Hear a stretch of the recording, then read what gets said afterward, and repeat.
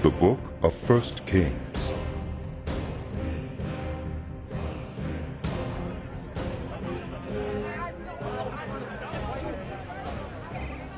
When King David was very old, he could not keep warm even when they put covers over him. So his attendants said to him, "Let us look for a young virgin to serve the king and take care of him.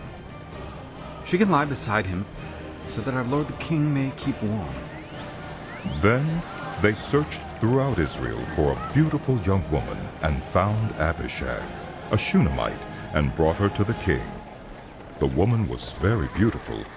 She took care of the king and waited on him, but the king had no sexual relations with her. Now Adonijah, whose mother was Haggith, put himself forward and said, "I will be king." So he got chariots and horses ready, with 50 men to run ahead of him. His father had never rebuked him by asking, "Why do you behave as you do?" He was also very handsome, and was born next after Absalom. Adonijah conferred with Joab, son of Zeruiah, and with Abiathar the priest, and they gave him their support. But Zadok the priest, Benaiah, son of Jehoiada, Nathan the prophet, Shimei, and Rei, and David's special guard did not join Adonijah. Adonijah then sacrificed sheep, cattle, and fattened calves at the stone of Zoheleth near Enrogel. He invited all his brothers, the king's sons, and all the royal officials of Judah, but he did not invite Nathan the prophet, or Benaiah, or the special guard, or his brother Solomon. Then Nathan asked Bathsheba, Solomon's mother, "Have you not heard that Adonijah, the son of Haggith, has become king, and our lord David knows nothing about it? Now then, let me advise you how you can save your own life and the life of your son Solomon. Go into King David and say to him, 'My lord the king, did you not swear to me your servant? Surely Solomon your son shall be king after me, and he will sit on my throne. Why then has Adonijah become king? While you are still there talking to the king, I will come in and add my word to what you have said.'" So Bathsheba went to see the aged king in his room, where Abishag the Shunammite was attending him. Bathsheba bowed down, prostrating herself before the king. "What is it you want?" The king asked. She said to him, "My lord, you yourself swore to me, your servant, by the Lord your God, Solomon your son shall be king after me, and he will sit on my throne. Yes, I did. But now Adonijah has become king, and you, my lord the king, do not know about it. He has sacrificed great numbers of cattle, fattened calves, and sheep, and has invited all the king's sons, Abiathar the priest, and Joab the commander of the army, but he has not invited Solomon, your servant. My lord the king, the eyes of all Israel are on you, to learn from you who will sit on the throne of my lord the king after him. Otherwise, as soon as my lord the king is laid to rest with his ancestors, I and my son Solomon will be treated as criminals." While she was still speaking with the king, Nathan the prophet arrived, and the king was told. "Nathan the prophet is here." So he went before the king and bowed with his face to the ground. Nathan said, "Have you, my lord the king, declared that Adonijah shall be king after you, and that he will sit on your throne? Today he has gone down and sacrificed great numbers of cattle, fattened calves, and sheep. He has invited all the king's sons, the commanders of the army, and Abiathar the priest. Right now they are eating and drinking with him and saying, 'Long live King Adonijah!' But me, your servant, and Zadok the priest, and Benaiah, son of Jehoiada, and your servant Solomon he did not invite. Is this something my lord the king has done without letting his servants know who should sit on the throne of my lord the king after him?" Then King David said, "Call in Bathsheba." So she came into the king's presence and stood before him. The king then took an oath. "As surely as the Lord lives, who has delivered me out of every trouble, I will surely carry out this very day what I swore to you by the Lord, the God of Israel. Solomon, your son, shall be king after me, and he will sit on my throne in my place. Then Bathsheba bowed down with her face to the ground, prostrating herself before the king, and said, May my lord King David live forever. King David said, Call in Zadok the priest, Nathan the prophet, and Benaiah, son of Jehoiada. When they came before the king, he said to them, Take your lord's servants with you, and have Solomon my son mount my own mule, and take him down to Gihon. There have Zadok the priest and Nathan the prophet anoint him king over Israel. Blow the trumpet and shout, Long live King Solomon! You are to go up with him, and he is to come and sit on my throne and reign in my place.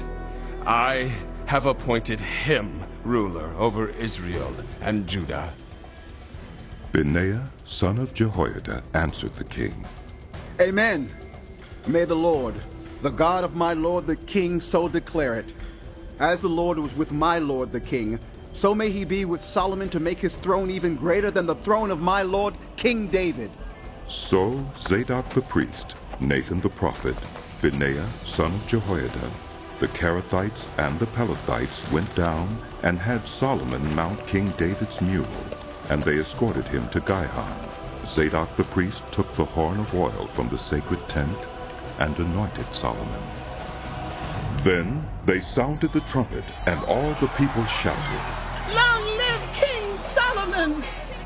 And all the people went up after him, playing pipes and rejoicing greatly, so that the ground shook with the sound. Adonijah and all the guests who were with him heard it as they were finishing their feast. On hearing the sound of the trumpet, Joab asked, What's the meaning of all the noise in the city? Even as he was speaking, Jonathan, son of Abiathar the priest, arrived.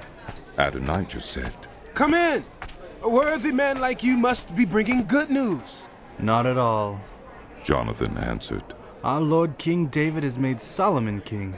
The king has sent with him Zadok the priest, Nathan the prophet, Benaiah son of Jehoiada, the Kerethites and the Pelethites, and they have put him on the king's mule. And Zadok the priest and Nathan the prophet have anointed him king at Gihon. From there, they have gone up cheering, and the city resounds with it. That's the noise you hear. Moreover, Solomon has taken his seat on the royal throne. Also, the royal officials have come to congratulate our Lord King David, saying, May your God make Solomon's name more famous than yours, and his throne greater than yours. And the king bowed in worship on his bed and said, Praise be to the Lord, the God of Israel, who has allowed my eyes to see a successor on my throne today. At this, all Adonijah's guests rose in alarm and dispersed. But Adonijah, in fear of Solomon, went and took hold of the horns of the altar. Then Solomon was told, Adonijah is afraid of King Solomon and is clinging to the horns of the altar. He says, Let King Solomon swear to me today that he will not put his servant to death with the sword. Solomon replied, If he shows himself to be worthy, not a hair of his head will fall to the ground. But if evil is found in him, he will die. Then King Solomon sent men, and they brought him down from the altar. And Adonijah came and bowed down to King Solomon. And Solomon said, Go to your home. When the time drew near for David to die, he gave a charge to Solomon, his son. I am about to go the way of all the earth, he said. So be strong, act like a man, and observe what the Lord your God requires. Walk in obedience to him, and keep his decrees and commands, his laws and regulations, as written in the law of Moses. Yes, my father. Do this, so that you may prosper in all you do and wherever you go, and that the Lord may keep his promise to me. if your descendants watch how they live, and if they walk faithfully before me with all their heart and soul, you will never fail to have a successor on the throne of Israel. I will do as you say. Now, you yourself know what Joab, the son of Zeruiah, did to me. What he did to the two commanders of Israel's armies, Abner, son of Ner, and Amasa, son of Jether. He killed them, shedding their blood in peacetime as if in battle. And with that blood he stained the belt around his waist and the sandals on his feet. Deal with him according to your wisdom, but do not let his gray head go down to the grave in peace. But show kindness to the sons of Barzillai of Gilead, and let them be among those who eat at your table. They stood by me when I fled from your brother Absalom. And remember, you have with you Shimei, son of Gera, the Benjamite from Bahurim, who called down bitter curses on me the day I went to Mahanaim. When he came down to meet me at the Jordan, I swore to him by the Lord, I will not put you to death by the sword. But now, do not consider him innocent. You are a man of wisdom. You will know what to do to him. Bring his gray head down to the grave in blood. Then David rested with his ancestors and was buried in the city of David. He had reigned 40 years over Israel, 7 years in Hebron and 33 in Jerusalem. So Solomon sat on the throne of his father David, and his rule was firmly established. Now Adonijah, the son of Haggith, went to Bathsheba, Solomon's mother. Bathsheba asked him, "Do you come peacefully?" He answered, Yes, peacefully. Then he added, I have something to say to you. "You may say it." She replied, As you know, he said, the kingdom was mine. All Israel looked to me as their king. But things changed, and the kingdom has gone to my brother, for it has come to him from the Lord. Now, I have one request to make of you. Do not refuse me. "You may make it." she said. So he continued, Please ask King Solomon. He will not refuse you to give me Abishag, the Shunammite, as my wife. "Very well. Bathsheba replied. I will speak to the king for you." When Bathsheba went to King Solomon to speak to him for Adonijah, the king stood up to meet her, bowed down to her, and sat down on his throne.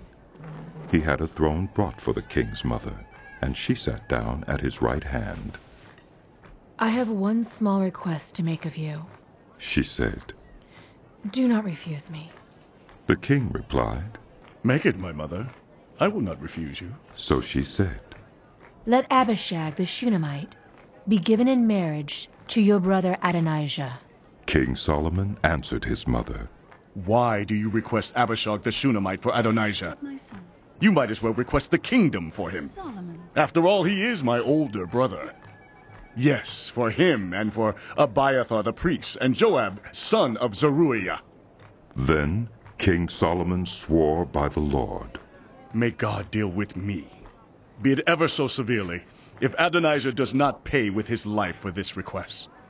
And now, as surely as the Lord lives, he who has established me securely on the throne of my father David and has founded a dynasty for me as he promised, Adonijah shall be put to death today.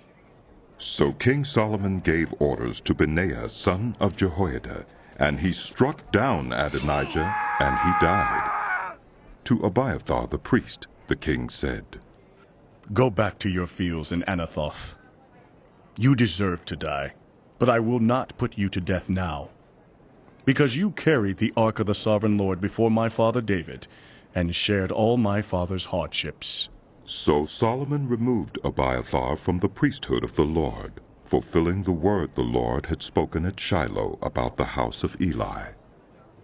When the news reached Joab, who had conspired with Adonijah, though not with Absalom, he fled to the tent of the Lord and took hold of the horns of the altar.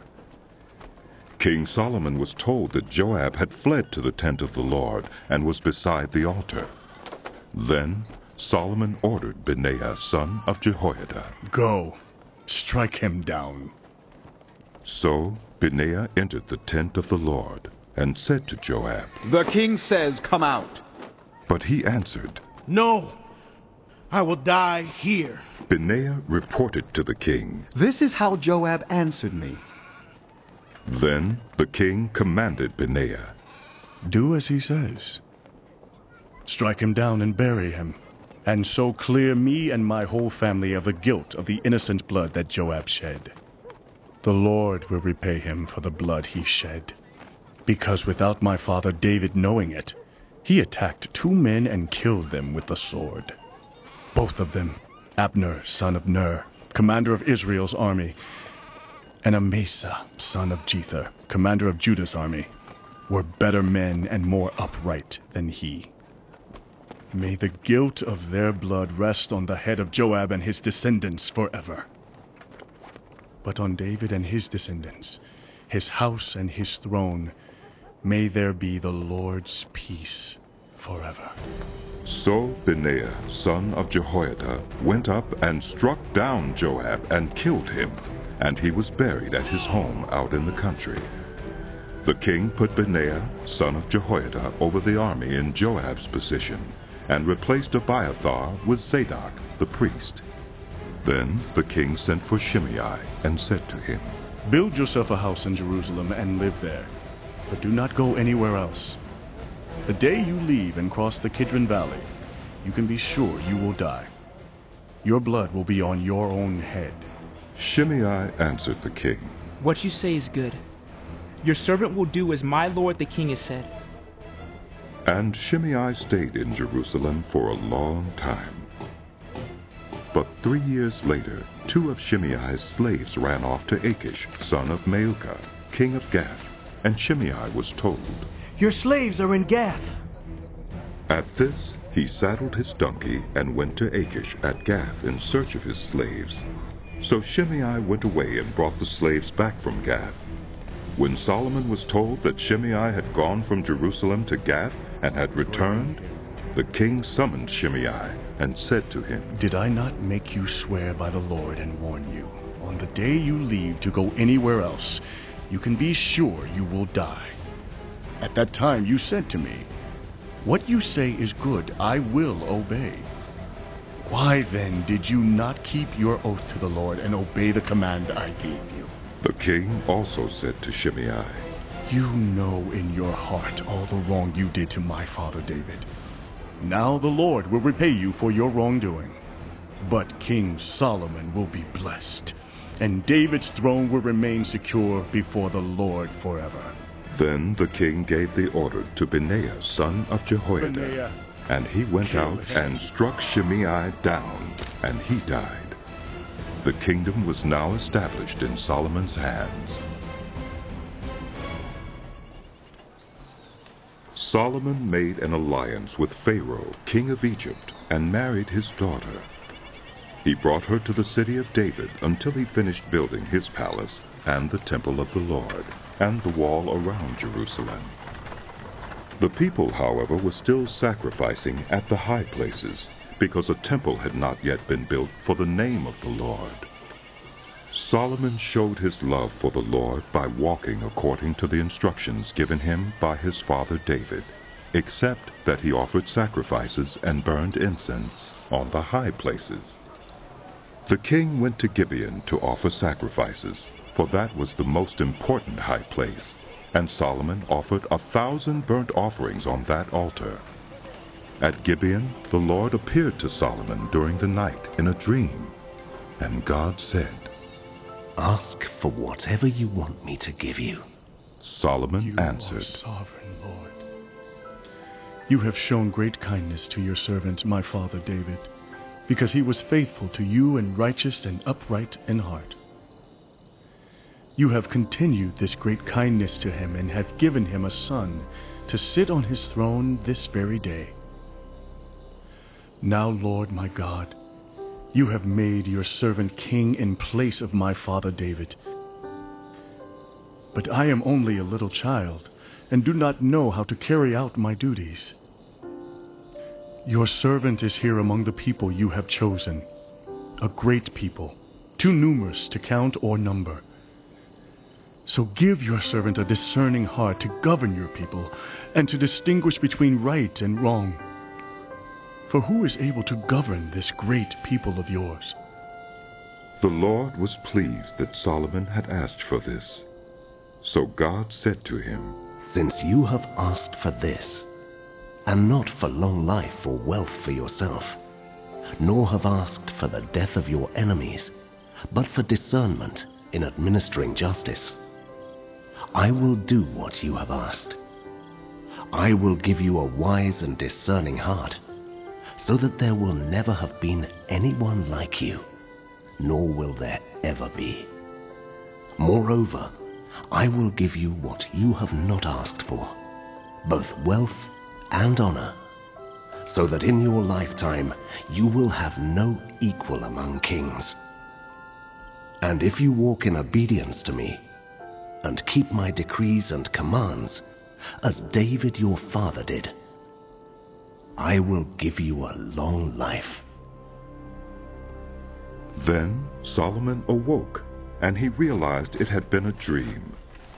He returned to Jerusalem, stood before the ark of the Lord's covenant, and sacrificed burnt offerings and fellowship offerings. Then he gave a feast for all his court. Now 2 prostitutes came to the king and stood before him. One of them said, Pardon me, my lord. This woman and I live in the same house, and I had a baby while she was there with me. The 3rd day after my child was born, this woman also had a baby. We were alone. There was no one in the house but the 2 of us.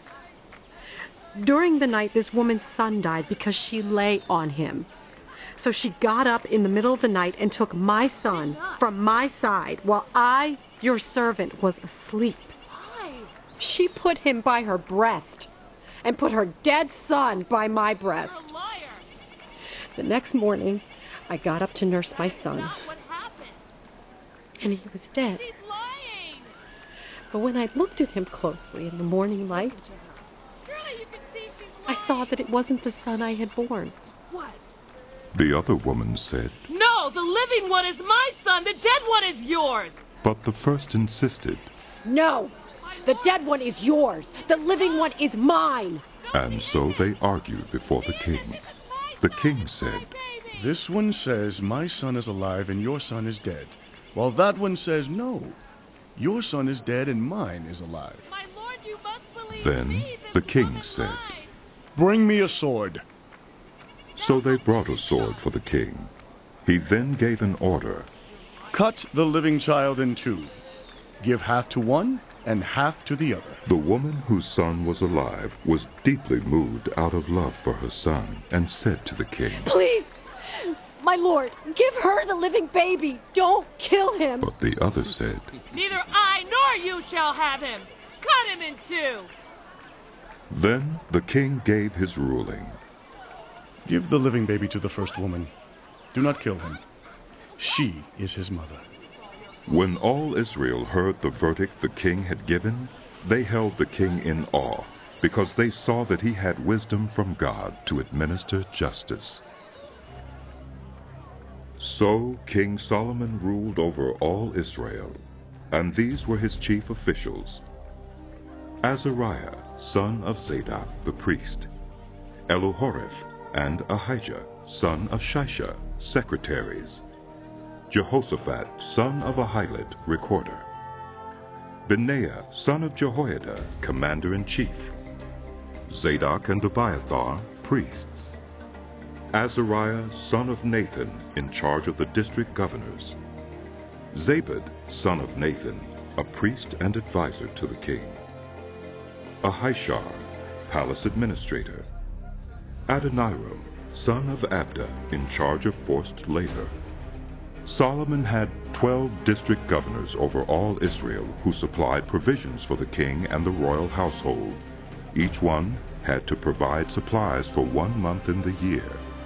These are their names: Ben-Hur in the hill country of Ephraim, Ben-Deker in Makaz, Sha'ubim, Beth-Shemesh, and Elon Beth-Hanan, Ben-Hesed in Arubboth. Soko and all the land of Hepher were his. Ben-Abinadab in Naphath Dor. He was married to Tapith, daughter of Solomon. Beuna, son of Ahilud, in Taanach and Megiddo, and in all Beth-Shan, next to Zarathan, below Jezreel, from Beth-Shan to Abel-Meholah, across to Jokmeam. Ben-Geber in Ramoth-Gilead. The settlements of Jair, son of Manasseh, in Gilead were his, as well as the region of Argob in Bashan, and its 60 large walled cities with bronze gate bars. Ahinadab, son of Iddo, in Mehunaim. Ahimaaz in Naphtali. He had married Basemeth, daughter of Solomon. Beuna, son of Hushai, in Asher and in Elath. Jehoshaphat, son of Peruah, in Issachar. Shimei, son of Elah, in Benjamin. Geber, son of Uri, in Gilead, the country of Sihon, king of the Amorites, and the country of Og, king of Bashan. He was the only governor over the district. The people of Judah and Israel were as numerous as the sand on the seashore. They ate, they drank, and they were happy. And Solomon ruled over all the kingdoms from the Euphrates River to the land of the Philistines, as far as the border of Egypt. These countries brought tribute and were Solomon's subjects all his life. Solomon's daily provisions were 30 cores of the finest flour and 60 cores of meal, 10 head of stall-fed cattle, 20 of pasture-fed cattle, and 100 sheep and goats, as well as deer, gazelles, roebucks, and choice fowl. For he ruled over all the kingdoms west of the Euphrates River, from Tifsah to Gaza, and had peace on all sides. During Solomon's lifetime, Judah and Israel, from Dan to Beersheba, lived in safety, everyone under their own vine and under their own fig tree. Solomon had 4,000 stalls for chariot horses and 12,000 horses. The district governors, each in his month, supplied provisions for King Solomon and all who came to the king's table. They saw to it that nothing was lacking. They also brought to the proper place their quotas of barley and straw for the chariot horses and the other horses. God gave Solomon wisdom and very great insight, and a breadth of understanding as measureless as the sand on the seashore. Solomon's wisdom was greater than the wisdom of all the people of the East, and greater than all the wisdom of Egypt. He was wiser than anyone else, including Ethan the Ezrahite, wiser than Heman, Calcol, and Darda, the sons of Mahol, and his fame spread to all the surrounding nations. He spoke 3,000 proverbs, and his songs numbered 1,005. He spoke about plant life, from the cedar of Lebanon to the hyssop that grows out of walls. He also spoke about animals and birds, reptiles and fish. From all nations people came to listen to Solomon's wisdom, sent by all the kings of the world who had heard of his wisdom. When Hiram, king of Tyre, heard that Solomon had been anointed king to succeed his father David, he sent his envoys to Solomon because he had always been on friendly terms with David. Solomon sent back this message to Hiram. You know that because of the wars waged against my father David from all sides, he could not build the temple for the name of the Lord his God until the Lord put his enemies under his feet. But now the Lord my God has given me rest on every side, and there is no adversary or disaster. I intend, therefore, to build a temple for the name of the Lord my God, as the Lord told my father David when he said, 'Your son, whom I will put on the throne in your place, will build a temple for my name.' So give orders that cedars of Lebanon be cut for me. My men will work with yours, and I will pay you for your men whatever wages you set. You know that we have no one so skilled in felling timber as the Sidonians." When Hiram heard Solomon's message, he was greatly pleased and said, "Praise be to the Lord today, for he has given David a wise son to rule over this great nation." So Hiram sent word to Solomon, "I've received the message you sent me, and will do all you want in providing the cedar and juniper logs. My men will haul them down from Lebanon to the Mediterranean Sea, and I'll float them as rafts by sea to the place you specify. There I will separate them, and you can take them away. And you're to grant my wish by providing food for my royal household." In this way Hiram kept Solomon supplied with all the cedar and juniper logs he wanted, and Solomon gave Hiram 20,000 cores of wheat as food for his household, in addition to 20,000 baths of pressed olive oil.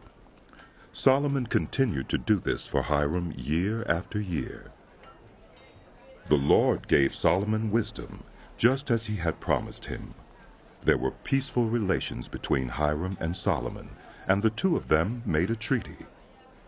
King Solomon conscripted laborers from all Israel, 30,000 men.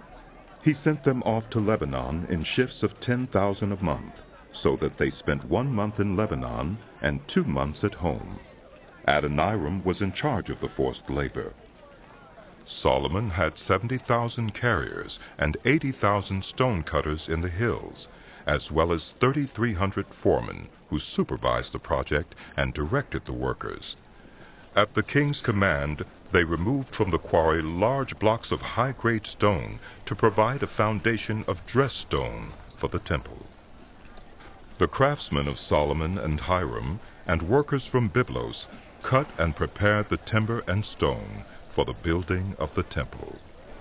In the 480th year after the Israelites came out of Egypt, in the 4th year of Solomon's reign over Israel, in the month of Ziv, the 2nd month, he began to build the temple of the Lord.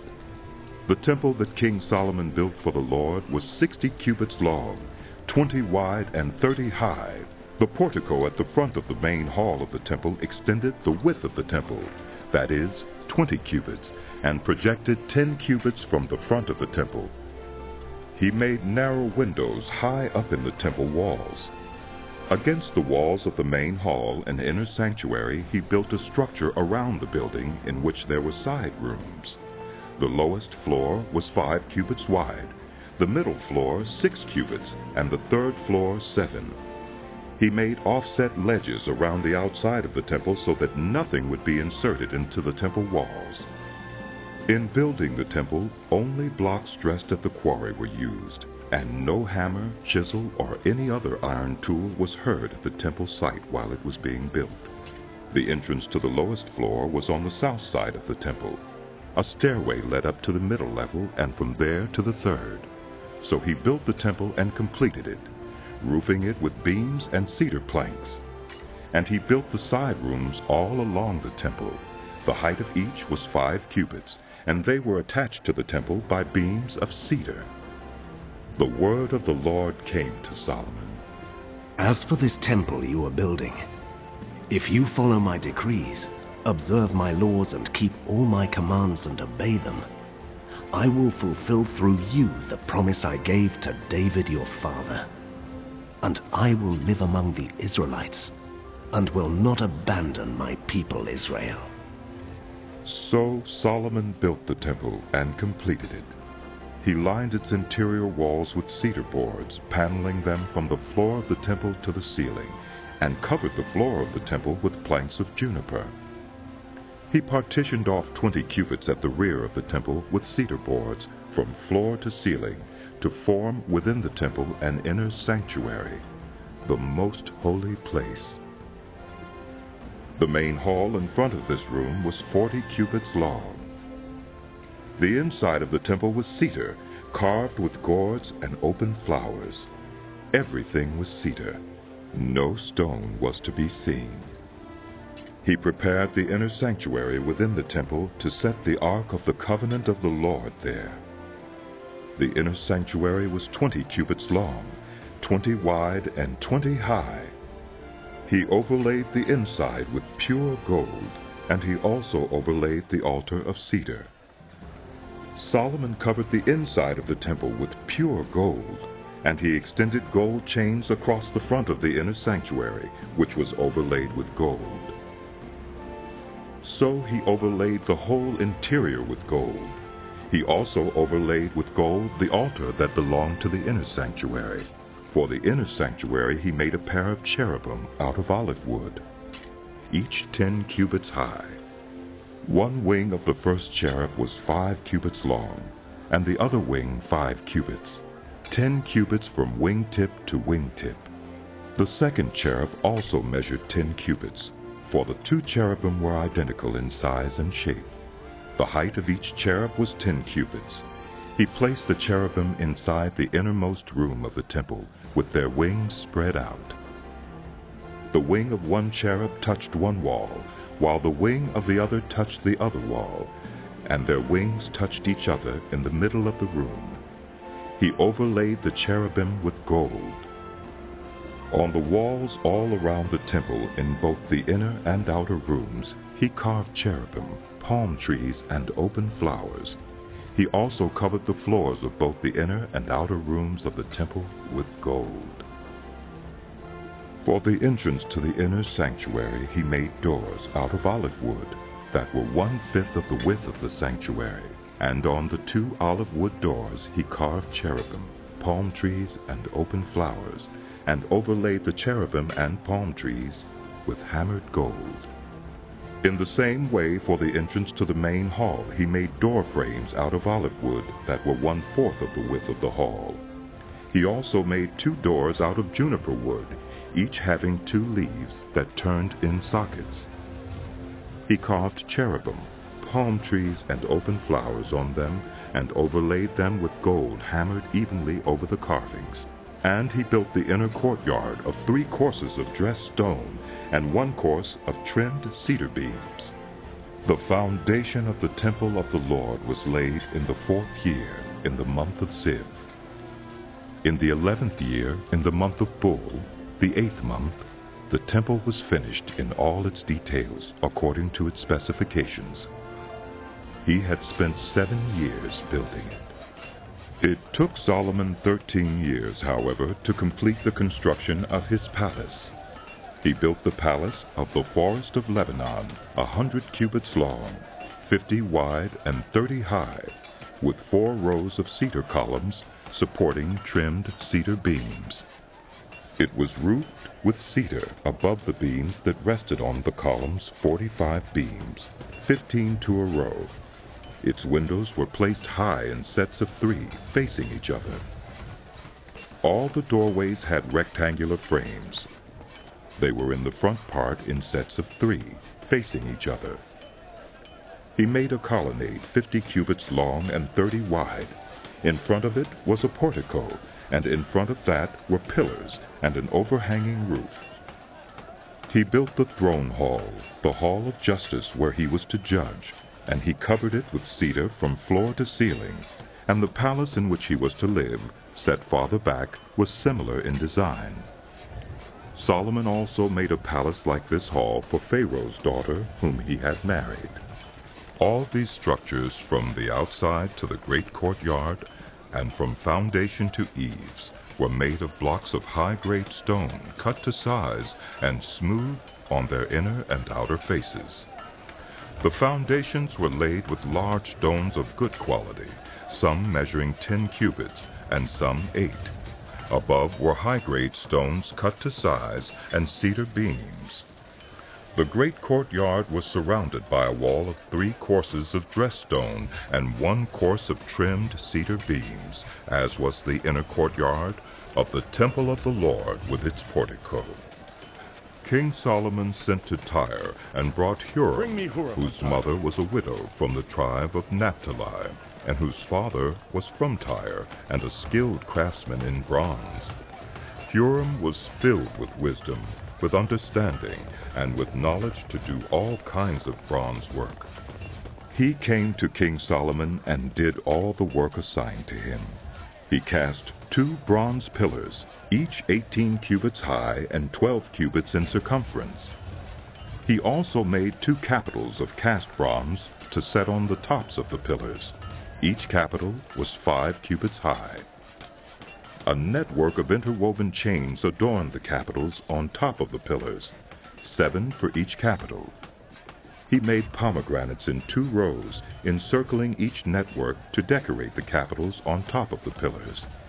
He did the same for each capital. The capitals on top of the pillars in the portico were in the shape of lilies, 4 cubits high. On the capitals of both pillars, above the bowl-shaped part, next to the network, were the 200 pomegranates in rows all around. He erected the pillars at the portico of the temple. The pillar to the south he named Jachin, and the one to the north, Boaz. The capitals on top were in the shape of lilies. And so the work on the pillars was completed. He made the sea of cast metal, circular in shape, measuring 10 cubits from rim to rim, and 5 cubits high. It took a line of 30 cubits to measure around it. Below the rim, gourds encircled it, 10 to a cubit. The gourds were cast in 2 rows in one piece with the sea. The sea stood on 12 bulls, 3 facing north, 3 facing west, 3 facing south, and 3 facing east. The sea rested on top of them, and their hindquarters were toward the center. It was a handbreadth in thickness, and its rim was like the rim of a cup. Like a lily blossom, it held 2,000 baths. He also made 10 movable stands of bronze. Each was 4 cubits long, 4 wide, and 3 high. This is how the stands were made. They had side panels attached to uprights. On the panels between the uprights were lions, bulls, and cherubim, and on the uprights as well. Above and below the lions and bulls were wreaths of hammered work. Each stand had 4 bronze wheels with bronze axles, and each had a basin resting on 4 supports, cast with wreaths on each side. On the inside of the stand there was an opening that had a circular frame 1 cubit deep. This opening was round, and with its basework it measured 1.5 cubits. Around its opening there was engraving. The panels of the stands were square, not round. The 4 wheels were under the panels, and the axles of the wheels were attached to the stand. The diameter of each wheel was 1.5 cubits. The wheels were made like chariot wheels. The axles, rims, spokes, and hubs were all of cast metal. Each stand had 4 handles, 1 on each corner, projecting from the stand. At the top of the stand there was a circular band 0.5 cubit deep. The supports and panels were attached to the top of the stand. He engraved cherubim, lions, and palm trees on the surfaces of the supports and on the panels in every available space, with wreaths all around. This is the way he made the 10 stands. They were all cast in the same molds and were identical in size and shape. He then made 10 bronze basins, each holding 40 baths and measuring 4 cubits across, 1 basin to go on each of the 10 stands. He placed 5 of the stands on the south side of the temple and 5 on the north. He placed the sea on the south side, at the southeast corner of the temple. He also made the pots and shovels and sprinkling bowls. So Huram finished all the work he had undertaken for King Solomon in the temple of the Lord. The 2 pillars, the 2 bowl-shaped capitals on top of the pillars, the 2 sets of network decorating the 2 bowl-shaped capitals on top of the pillars, the 400 pomegranates for the 2 sets of network, 2 rows of pomegranates for each network decorating the bowl-shaped capitals on top of the pillars, the 10 stands with their 10 basins, the sea and the 12 bulls under it, the pots, shovels, and sprinkling bowls.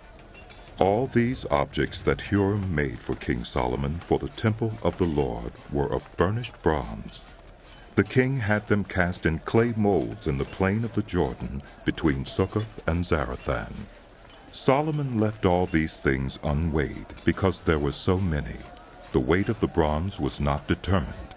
Solomon also made all the furnishings that were in the Lord's temple: the golden altar, the golden table on which was the bread of the presence, the lampstands of pure gold, 5 on the right and 5 on the left, in front of the inner sanctuary, the gold floral work and lamps and tongs, the pure gold basins, wick trimmers, sprinkling bowls, dishes and censers, and the gold sockets for the doors of the innermost room, the most holy place, and also for the doors of the main hall of the temple.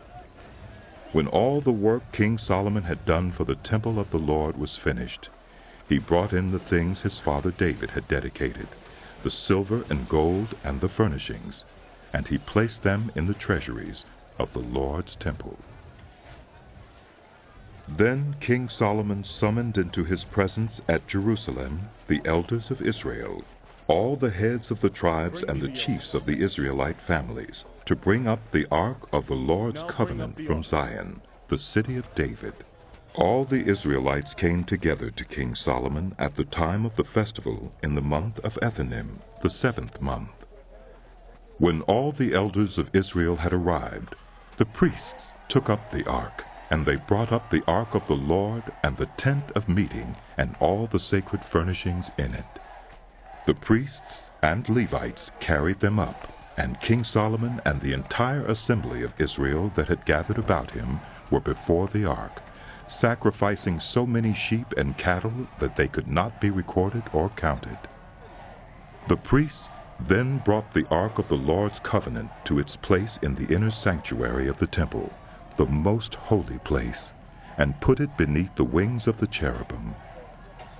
The cherubim spread their wings over the place of the ark and overshadowed the ark and its carrying poles.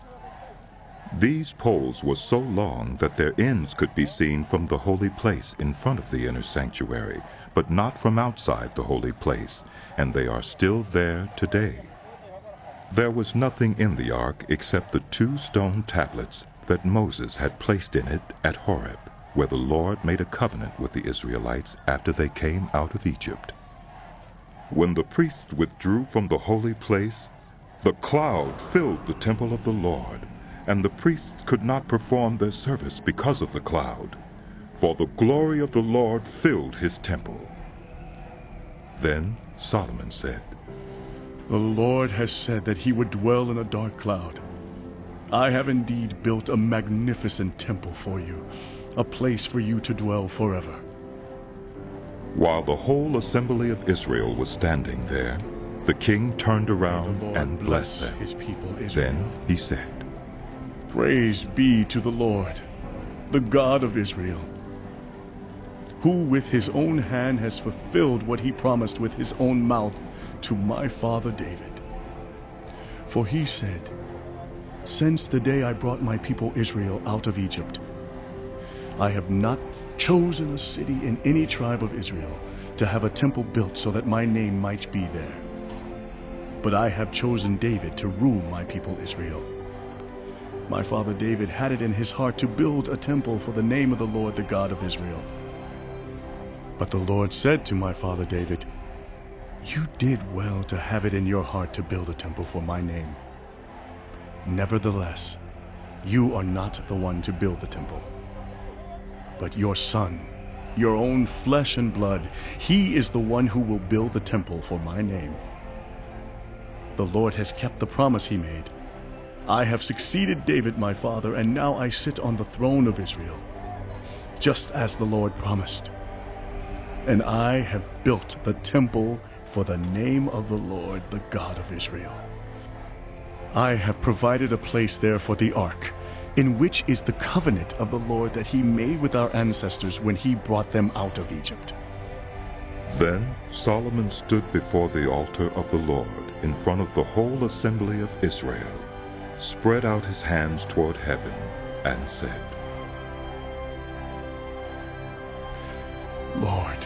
the God of Israel. There is no God like you in heaven above or on earth below. You who keep your covenant of love with your servants who continue wholeheartedly in your way. You have kept your promise to your servant David, my father. With your mouth you have promised, and with your hand you have fulfilled it, as it is today. Now, Lord, the God of Israel, keep for your servant David, my father, the promises you made to him when you said, "You shall never fail to have a successor to sit before me on the throne of Israel, if only your descendants are careful in all they do to walk before me faithfully, as you have done." And now, God of Israel, let your word that you promised your servant David, my father, come true. But will God really dwell on earth? The heavens, even the highest heaven, cannot contain you. How much less this temple I have built? Yet give attention to your servant's prayer and his plea for mercy, Lord my God. Hear the cry and the prayer that your servant is praying in your presence this day. May your eyes be open toward this temple night and day, this place of which you said, "My name shall be there," so that you will hear the prayer your servant prays toward this place. Hear the supplication of your servant and of your people Israel when they pray toward this place. Hear from heaven, your dwelling place, and when you hear, forgive. When anyone wrongs their neighbor and is required to take an oath, and they come and swear the oath before your altar in this temple, then hear from heaven and act. Judge between your servants, condemning the guilty by bringing down on their heads what they have done, and vindicating the innocent by treating them in accordance with their innocence. When your people Israel have been defeated by an enemy because they have sinned against you, and when they turn back to you and give praise to your name, praying and making supplication to you in this temple, then hear from heaven and forgive the sin of your people Israel, and bring them back to the land you gave to their ancestors. When the heavens are shut up, and there is no rain because your people have sinned against you, and when they pray toward this place and give praise to your name, and turn from their sin because you have afflicted them, then hear from heaven and forgive the sin of your servants, your people Israel. Teach them the right way to live, and send rain on the land you gave your people for an inheritance. When famine or plague comes to the land, or blight or mildew, locusts or grasshoppers, or when an enemy besieges them in any of their cities, whatever disaster or disease may come, and when a prayer or plea is made by anyone among your people Israel, being aware of the afflictions of their own hearts, and spreading out their hands toward this temple, then hear from heaven, your dwelling place. Forgive and act. Deal with everyone according to all they do, since you know their hearts.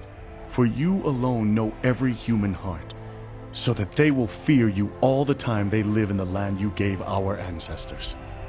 As for the foreigner who does not belong to your people Israel, but has come from a distant land because of your name, for they will hear of your great name and your mighty hand and your outstretched arm. When they come and pray toward this temple, then hear from heaven, your dwelling place. Do whatever the foreigner asks of you, so that all the peoples of the earth may know your name and fear you as do your own people Israel, and may know that this house I have built bears your name. When your people go to war against their enemies, wherever you send them, and when they pray to the Lord toward the city you have chosen and the temple I have built for your name, then hear from heaven their prayer and their plea, and uphold their cause. When they sin against you, for there is no one who does not sin, and you become angry with them and give them over to their enemies, who take them captive to their own lands, far away or near, and if they have a change of heart in the land where they are held captive, and repent and plead with you in the land of their captors, and say, "We have sinned, we have done wrong, we have acted wickedly," And if they turn back to you with all their heart and soul in the land of their enemies, who took them captive, and pray to you toward the land you gave their ancestors, toward the city you have chosen, and the temple I have built for your name, then from heaven, your dwelling place, hear their prayer and their plea, and uphold their cause, and forgive your people who have sinned against you. Forgive all the offenses they have committed against you, and cause their captors to show them mercy. For they are your people and your inheritance, whom you brought out of Egypt, out of that iron smelting furnace. May your eyes be open to your servant's plea, and to the plea of your people Israel. And may you listen to them whenever they cry out to you. For you singled them out from all of the nations of the world to be your own inheritance, just as you declared through your servant Moses when you, sovereign Lord, brought our ancestors out of Egypt. When Solomon had finished all these prayers and supplications to the Lord, he rose from before the altar of the Lord, where he had been kneeling with his hands spread out toward heaven. He stood and blessed the whole assembly of Israel in a loud voice, saying, Praise be to the Lord, who has given rest to his people Israel, just as he promised. Not one word has failed of all the good promises he gave through his servant Moses. May the Lord our God be with us as he was with our ancestors. May he never leave us nor forsake us. May he turn our hearts to him, to walk in obedience to him, and keep the commands, decrees, and laws he gave our ancestors. And may these words of mine, which I have prayed before the Lord, be near to the Lord our God, day and night, that he may uphold the cause of his servant and the cause of his people Israel according to each day's need, so that all the peoples of the earth may know that the Lord is God, and that there is no other. And may your hearts be fully committed to the Lord our God, to live by his decrees and obey his commands, as at this time. Then the king and all Israel with him offered sacrifices before the Lord. Solomon offered a sacrifice of fellowship offerings to the Lord, 22,000 cattle and 120,000 sheep and goats. So the king and all the Israelites dedicated the temple of the Lord. On that same day, the king consecrated the middle part of the courtyard in front of the temple of the Lord. And there he offered burnt offerings, grain offerings, and the fat of the fellowship offerings, because the bronze altar that stood before the Lord was too small to hold the burnt offerings, the grain offerings, and the fat of the fellowship offerings. So Solomon observed the festival at that time, and all Israel with him, a vast assembly, people from Lebo Hamath to the Wadi of Egypt. They celebrated it before the Lord our God for 7 days and 7 days more, 14 days in all. On the following day he sent the people away.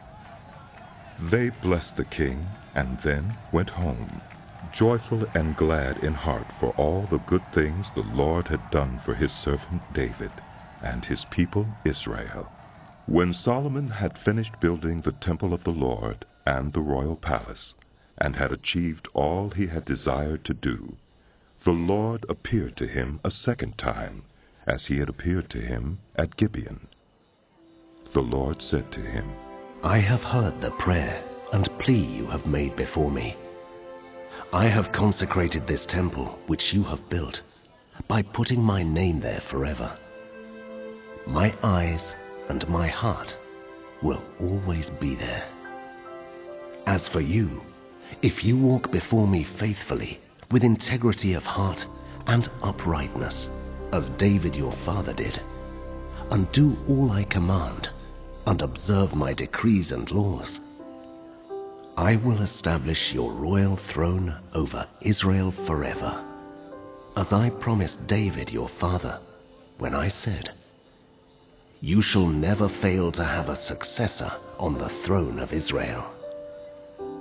But if you or your descendants turn away from me, and do not observe the commands and decrees I have given you, and go off to serve other gods and worship them, then I will cut off Israel from the land I have given them, and will reject this temple I have consecrated for my name.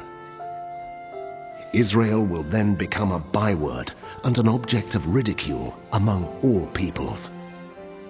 This temple will become a heap of rubble. All who pass by will be appalled and will scoff and say, "Why has the Lord done such a thing to this land and to this temple?" People will answer, "Because they have forsaken the Lord their God, who brought their ancestors out of Egypt, and have embraced other gods, worshipping and serving them. That is why the Lord brought all this disaster on them."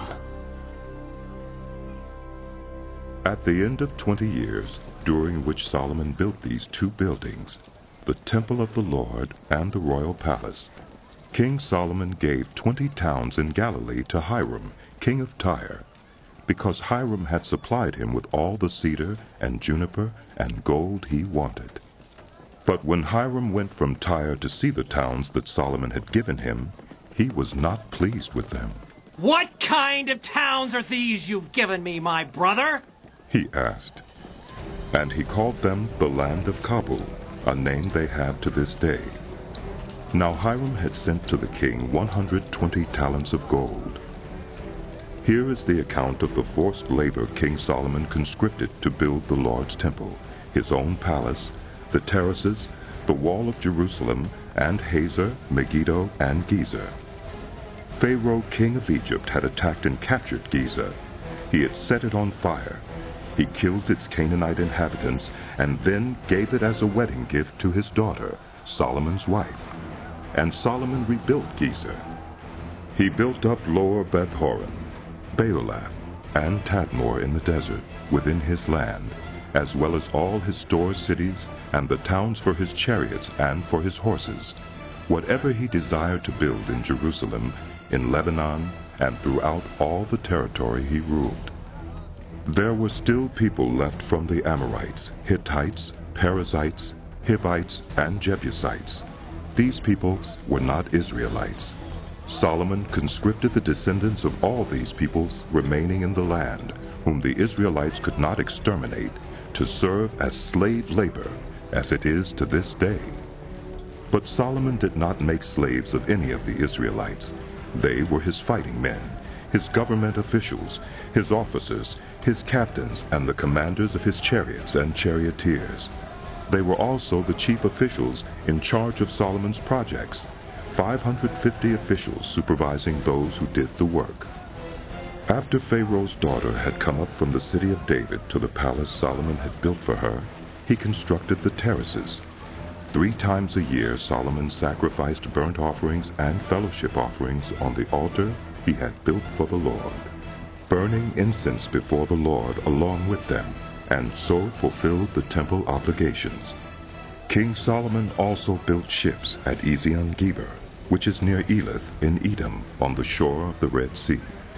And Hiram sent his men, sailors who knew the sea, to serve in the fleet with Solomon's men.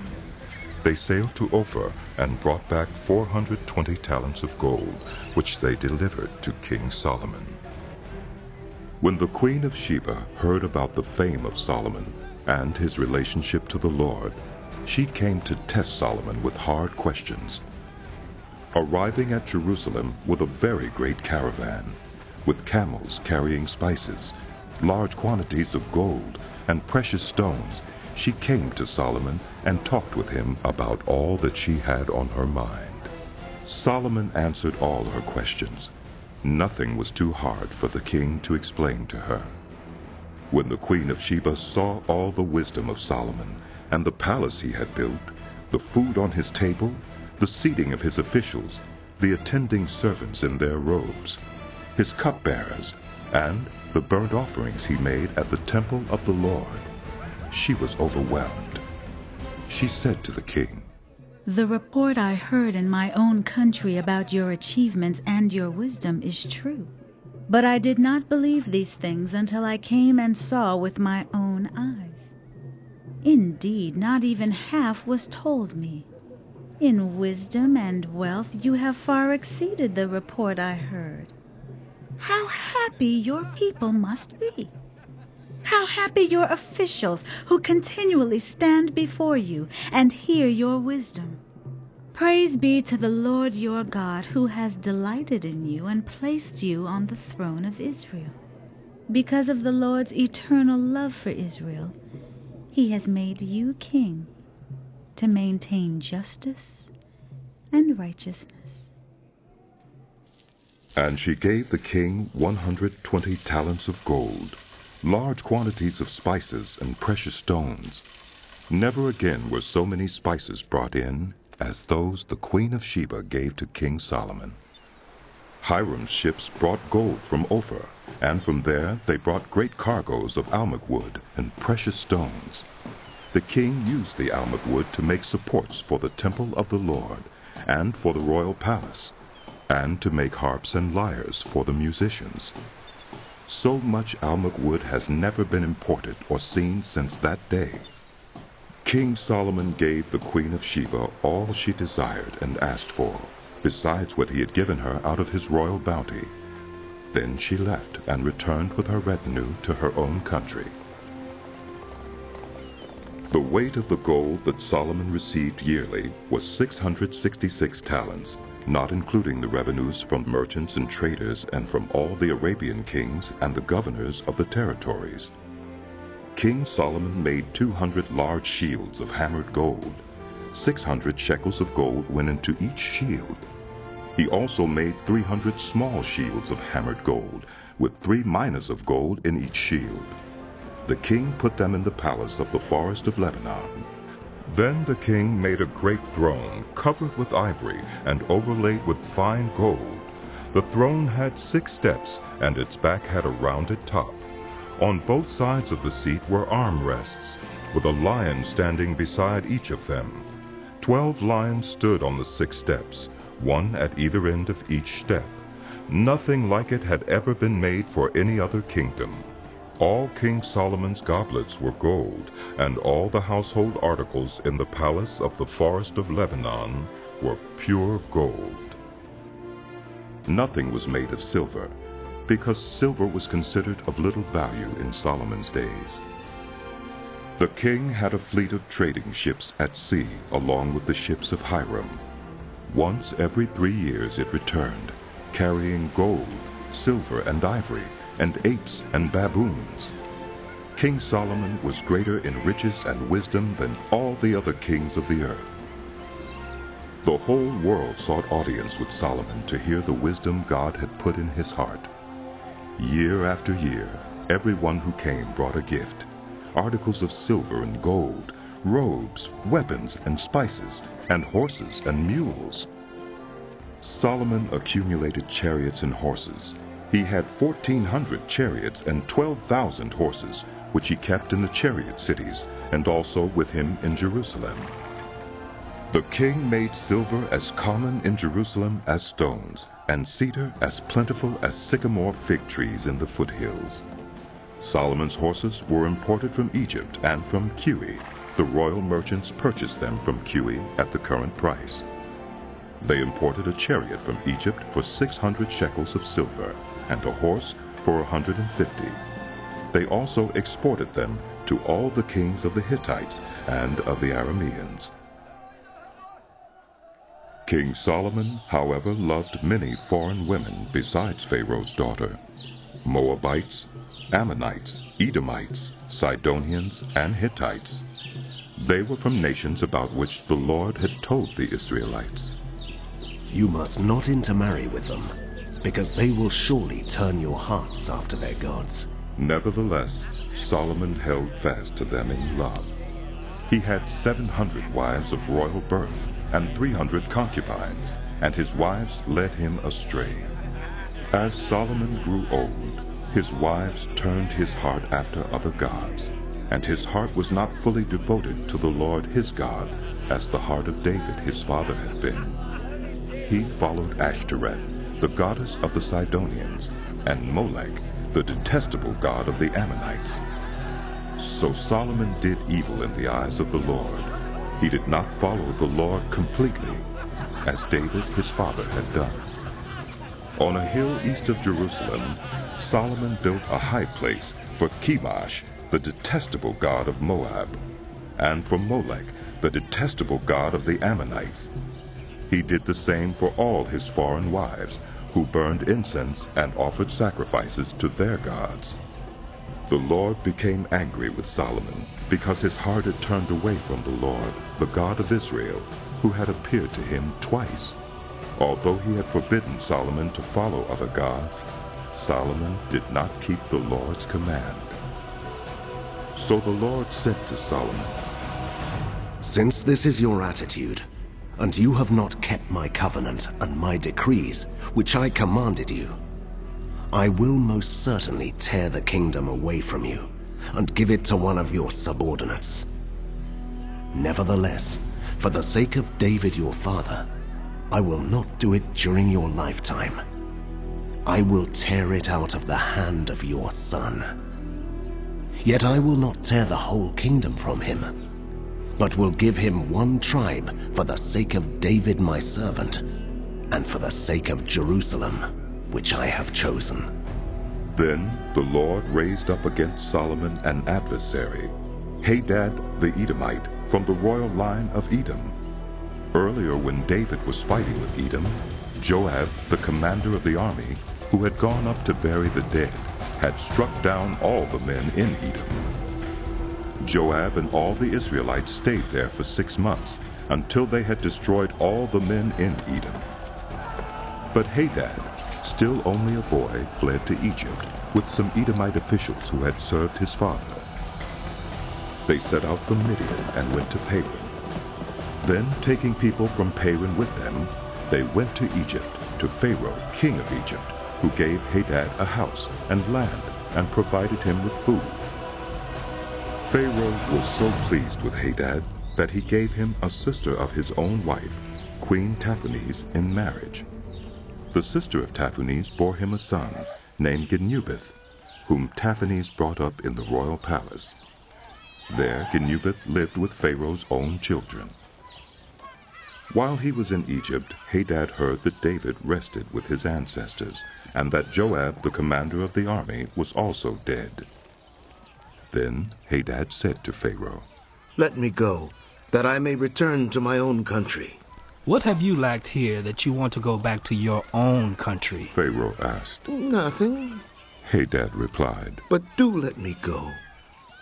And God raised up against Solomon another adversary, Rezon, son of Eliada, who had fled from his master Hadadezer, king of Zobah. When David destroyed Zobah's army, Rezon gathered a band of men around him and became their leader. They went to Damascus, where they settled and took control. Rezon was Israel's adversary as long as Solomon lived, adding to the trouble caused by Hadad. So Rezon ruled in Aram and was hostile toward Israel. Also Jeroboam, son of Nebat, rebelled against the king. He was one of Solomon's officials, an Ephraimite from Zeradah, and his mother was a widow named Zeruiah. Here is the account of how he rebelled against the king. Solomon had built the terraces and had filled in the gap in the wall of the city of David, his father. Now Jeroboam was a man of standing, and when Solomon saw how well the young man did his work, he put him in charge of the whole labor force of the tribes of Joseph. About that time, Jeroboam was going out of Jerusalem, and Ahijah, the prophet of Shiloh, met him on the way, wearing a new cloak. The two of them were alone out in the country, and Ahijah took hold of the new cloak he was wearing and tore it into 12 pieces. Then he said to Jeroboam, "Take 10 pieces for yourself, for this is what the Lord, the God of Israel, says. See, I am going to tear the kingdom out of Solomon's hand and give you 10 tribes. but for the sake of my servant David and the city of Jerusalem, which I have chosen out of all the tribes of Israel, he will have one tribe. I will do this because they have forsaken me and worship Ashtaroth, the goddess of the Sidonians, Chemosh, the god of the Moabites, and Molech, the god of the Ammonites, and have not walked in obedience to me, nor done what is right in my eyes, nor kept my decrees and laws as David, Solomon's father, did. But I will not take the whole kingdom out of Solomon's hand. I have made him a ruler all the days of his life for the sake of David, my servant, whom I chose and who obeyed my commands and decrees. I will take the kingdom from his son's hands and give you 10 tribes. I will give one tribe to his son so that David, my servant, may always have a lamp before me in Jerusalem, the city where I chose to put my name. However, as for you, I will take you, and you will rule over all that your heart desires. You will be king over Israel. If you do whatever I command you, and walk in obedience to me, and do what is right in my eyes by obeying my decrees and commands, as David my servant did, I will be with you. I will build you a dynasty as enduring as the one I built for David, and will give Israel to you. I will humble David's descendants because of this, but not forever. Solomon tried to kill Jeroboam, but Jeroboam fled to Egypt, to Shishak the king, and stayed there until Solomon's death. As for the other events of Solomon's reign, all he did and the wisdom he displayed, are they not written in the book of the Annals of Solomon? Solomon reigned in Jerusalem over all Israel 40 years. Then he rested with his ancestors and was buried in the city of David, his father, and Rehoboam, his son, succeeded him as king. Rehoboam went to Shechem, for all Israel had gone there to make him king. When Jeroboam, son of Nebat, heard this, he was still in Egypt, where he had fled from King Solomon. He returned from Egypt. So they sent for Jeroboam, and he and the whole assembly of Israel went to Rehoboam and said to him, Your father put a heavy yoke on us, but now lighten the harsh labor and the heavy yoke he put on us, and we will serve you. Rehoboam answered, Go away for 3 days, and then come back to me. So the people went away. Then King Rehoboam consulted the elders who had served his father Solomon during his lifetime. How would you advise me to answer these people? He asked. They replied, If today you will be a servant to these people, and serve them and give them a favorable answer, they will always be your servants. But Rehoboam rejected the advice the elders gave him, and consulted the young men who had grown up with him and were serving him. He asked them, What is your advice? How should we answer these people who say to me, Lighten the yoke your father put on us? The young men who had grown up with him replied, These people have said to you, Your father put a heavy yoke on us, but make our yoke lighter. Now tell them, My little finger is thicker than my father's waist. My father laid on you a heavy yoke, I will make it even heavier. My father scourged you with whips, I will scourge you with scorpions.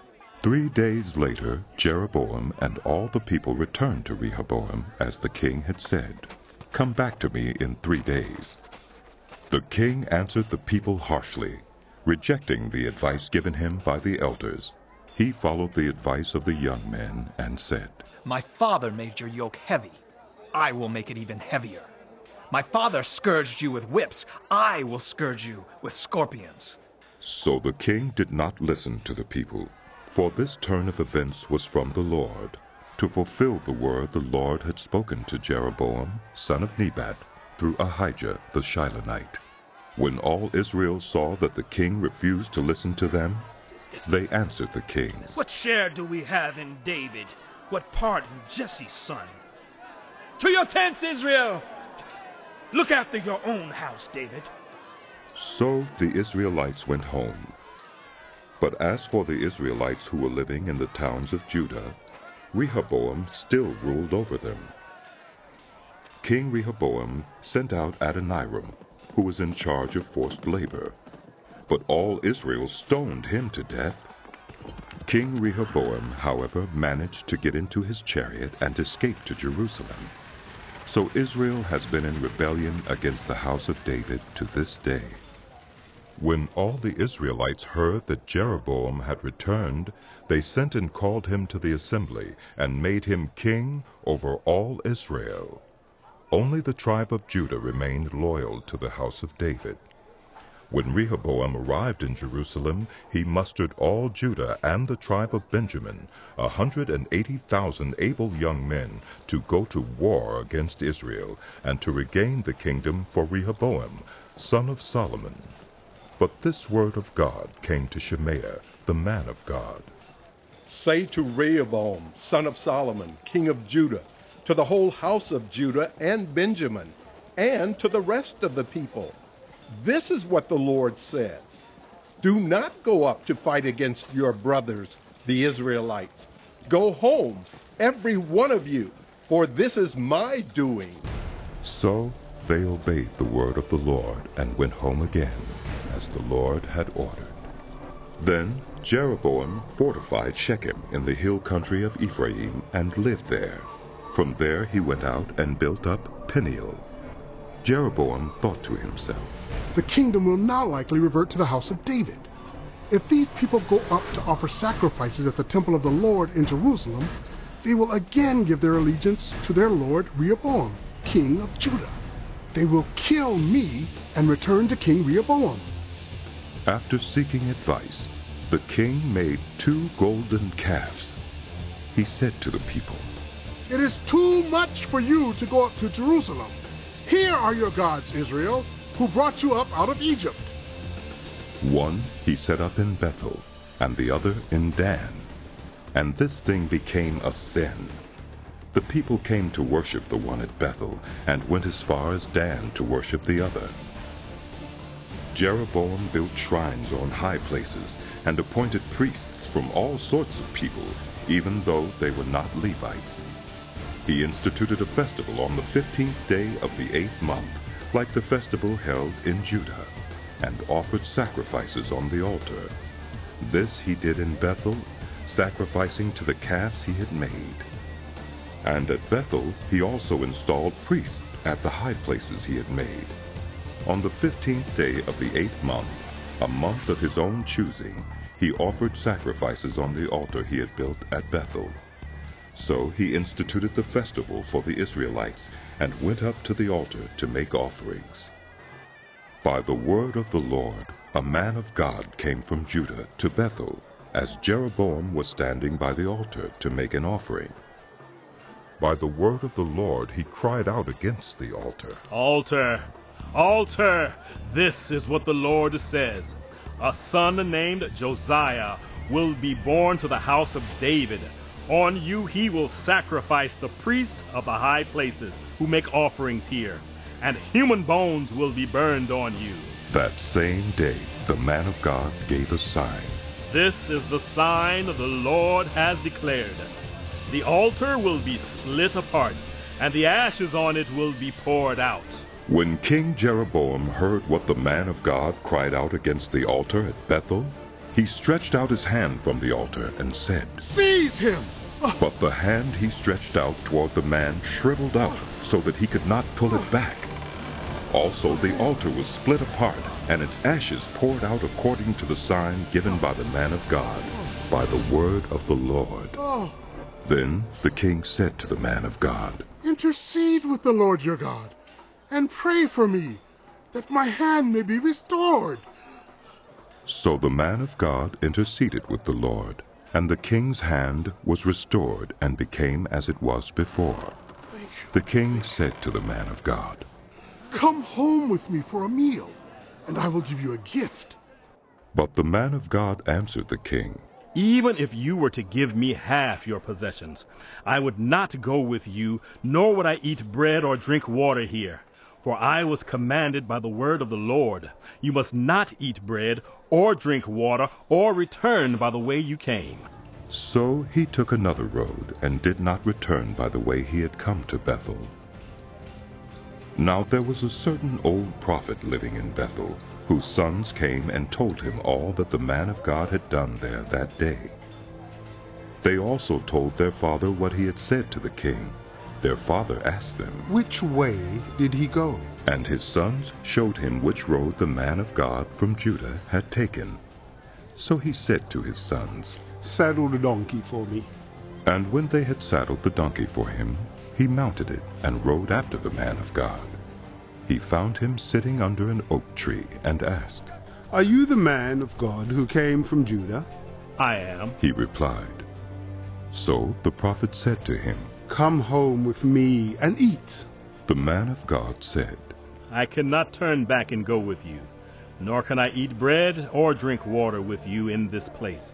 I have been told by the word of the Lord, you must not eat bread or drink water there, or return by the way you came. The old prophet answered, "I too am a prophet, as you are. And an angel said to me by the word of the Lord, bring him back with you to your house, so that he may eat bread and drink water." But he was lying to him. So the man of God returned with him and ate and drank in his house. While they were sitting at the table, the word of the Lord came to the old prophet who had brought him back. He cried out to the man of God who had come from Judah, "This is what the Lord says.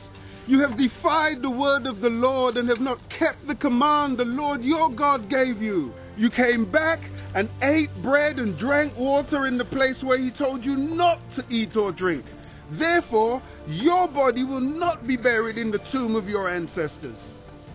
When the man of God had finished eating and drinking, the prophet who had brought him back saddled his donkey for him.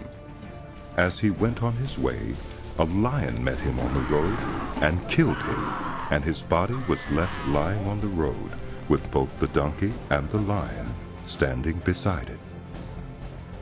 Some people who passed by saw the body lying there, with the lion standing beside the body, and they went and reported it in the city where the old prophet lived.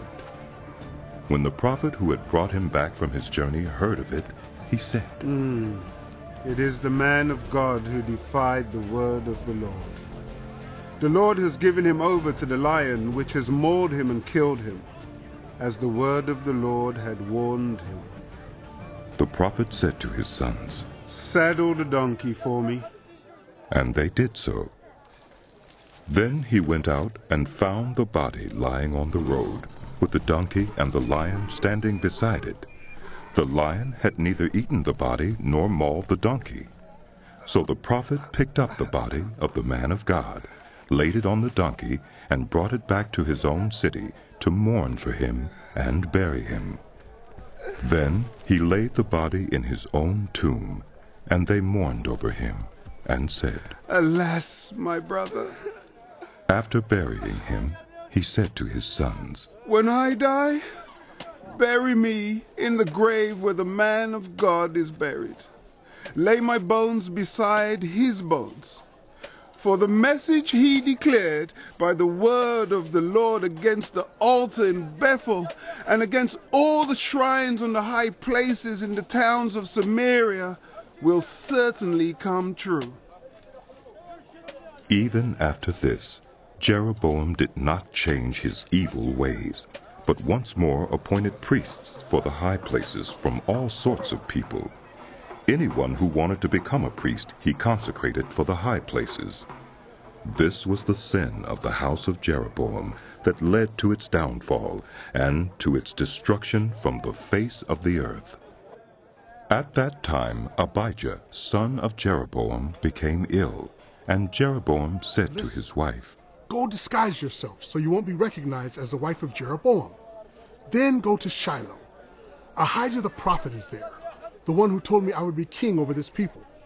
Take 10 loaves of bread with you, some cakes, and a jar of honey, and go to him. He will tell you what will happen to the boy." So Jeroboam's wife did what he said, and went to Ahijah's house in Shiloh. Now Ahijah could not see. His sight was gone because of his age. But the Lord had told Ahijah, "Jeroboam's wife is coming to ask you about her son, for he is ill, and you are to give her such and such an answer." When she arrives, she will pretend to be someone else. So, when Ahijah heard the sound of her footsteps at the door, he said, Come in, wife of Jeroboam. Why this pretense? I have been sent to you with bad news. Go, tell Jeroboam that this is what the Lord, the God of Israel, says. I raised you up from among the people and appointed you ruler over my people Israel. I tore the kingdom away from the house of David and gave it to you. But you have not been like my servant David, who kept my commands and followed me with all his heart, doing only what was right in my eyes. You have done more evil than all who lived before you. You have made for yourself other gods, idols made of metal. You have aroused my anger and turned your back on me. Because of this, I am going to bring disaster on the house of Jeroboam. I will cut off from Jeroboam every last male in Israel, slave or free. I will burn up the house of Jeroboam as one burns dung until it is all gone. Dogs will eat those belonging to Jeroboam who die in the city, and the birds will feed on those who die in the country. The Lord has spoken. As for you, go back home. When you set foot in your city, the boy will die. All Israel will mourn for him and bury him. He is the only one belonging to Jeroboam who will be buried, because he is the only one in the house of Jeroboam in whom the Lord, the God of Israel, has found anything good. The Lord will raise up for himself a king over Israel, who will cut off the family of Jeroboam. Even now this is beginning to happen, and the Lord will strike Israel, so that it will be like a reed swaying in the water. He will uproot Israel from this good land that he gave to their ancestors, and scatter them beyond the Euphrates River, because they aroused the Lord's anger by making Asherah poles. And he will give Israel up, because of the sins Jeroboam has committed, and has caused Israel to commit.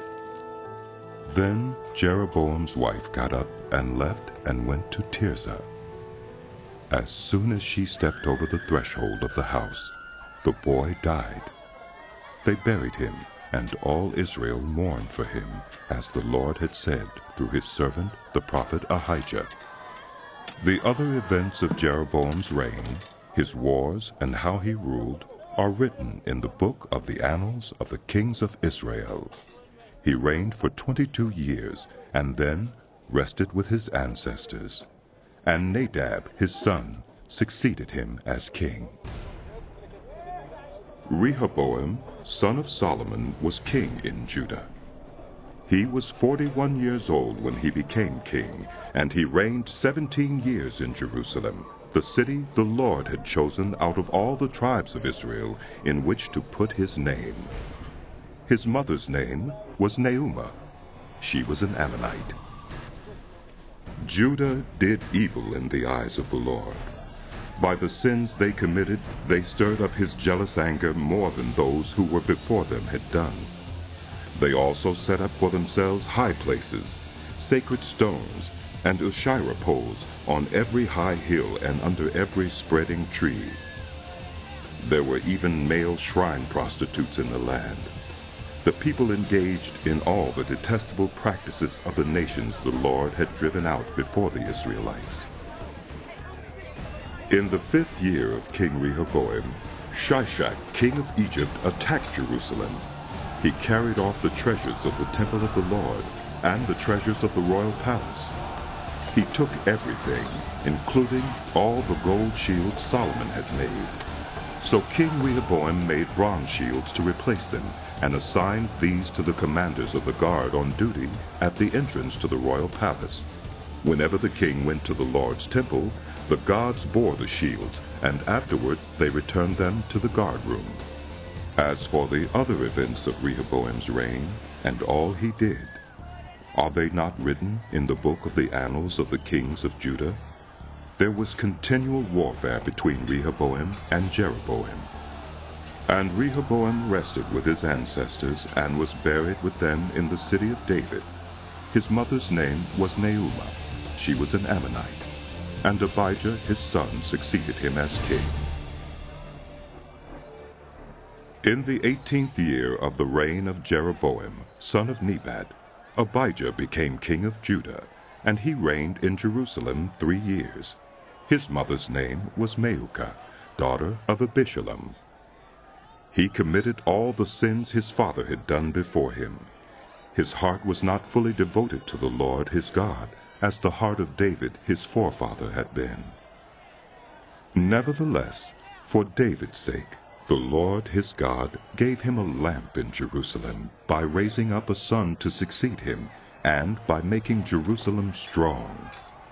For David had done what was right in the eyes of the Lord, and had not failed to keep any of the Lord's commands all the days of his life, except in the case of Uriah the Hittite. There was war between Abijah and Jeroboam throughout Abijah's lifetime. As for the other events of Abijah's reign and all he did, are they not written in the book of the annals of the kings of Judah? There was war between Abijah and Jeroboam, and Abijah rested with his ancestors and was buried in the city of David, and Asa, his son, succeeded him as king. In the 20th year of Jeroboam, king of Israel, Asa became king of Judah, and he reigned in Jerusalem 41 years. His grandmother's name was Maacah, daughter of Abishalom. Asa did what was right in the eyes of the Lord, as his father David had done.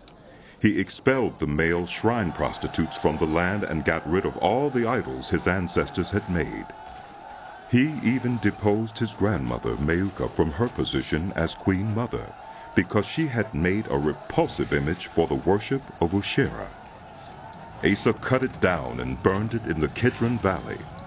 Although he did not remove the high places, Asa's heart was fully committed to the Lord all his life.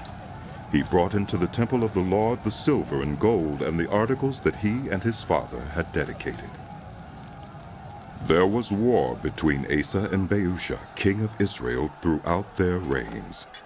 Baasha, king of Israel, went up against Judah and fortified Ramah to prevent anyone from leaving or entering the territory of Asa, king of Judah.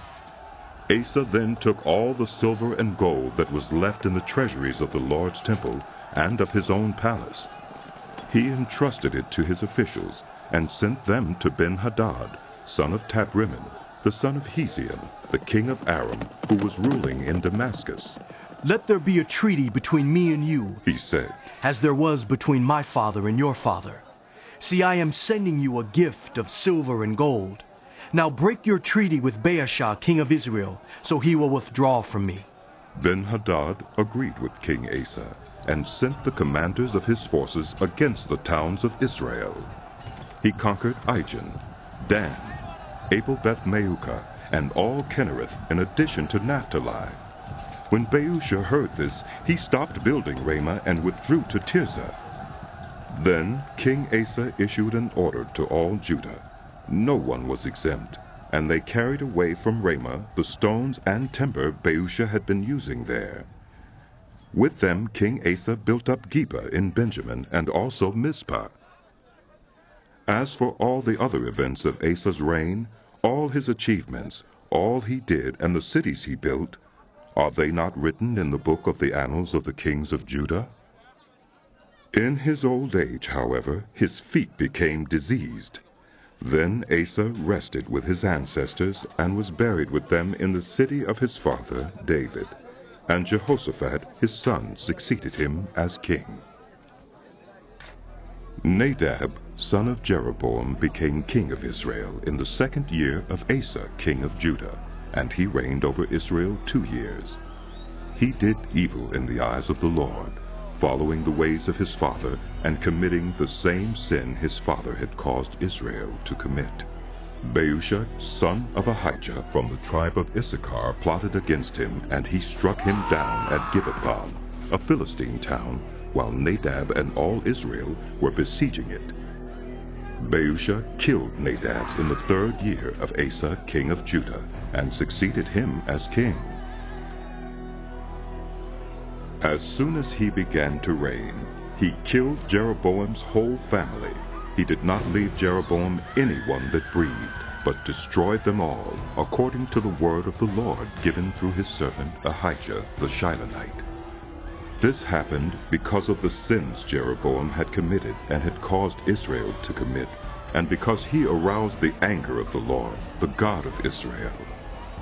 As for the other events of Nadab's reign and all he did, are they not written in the book of the annals of the kings of Israel?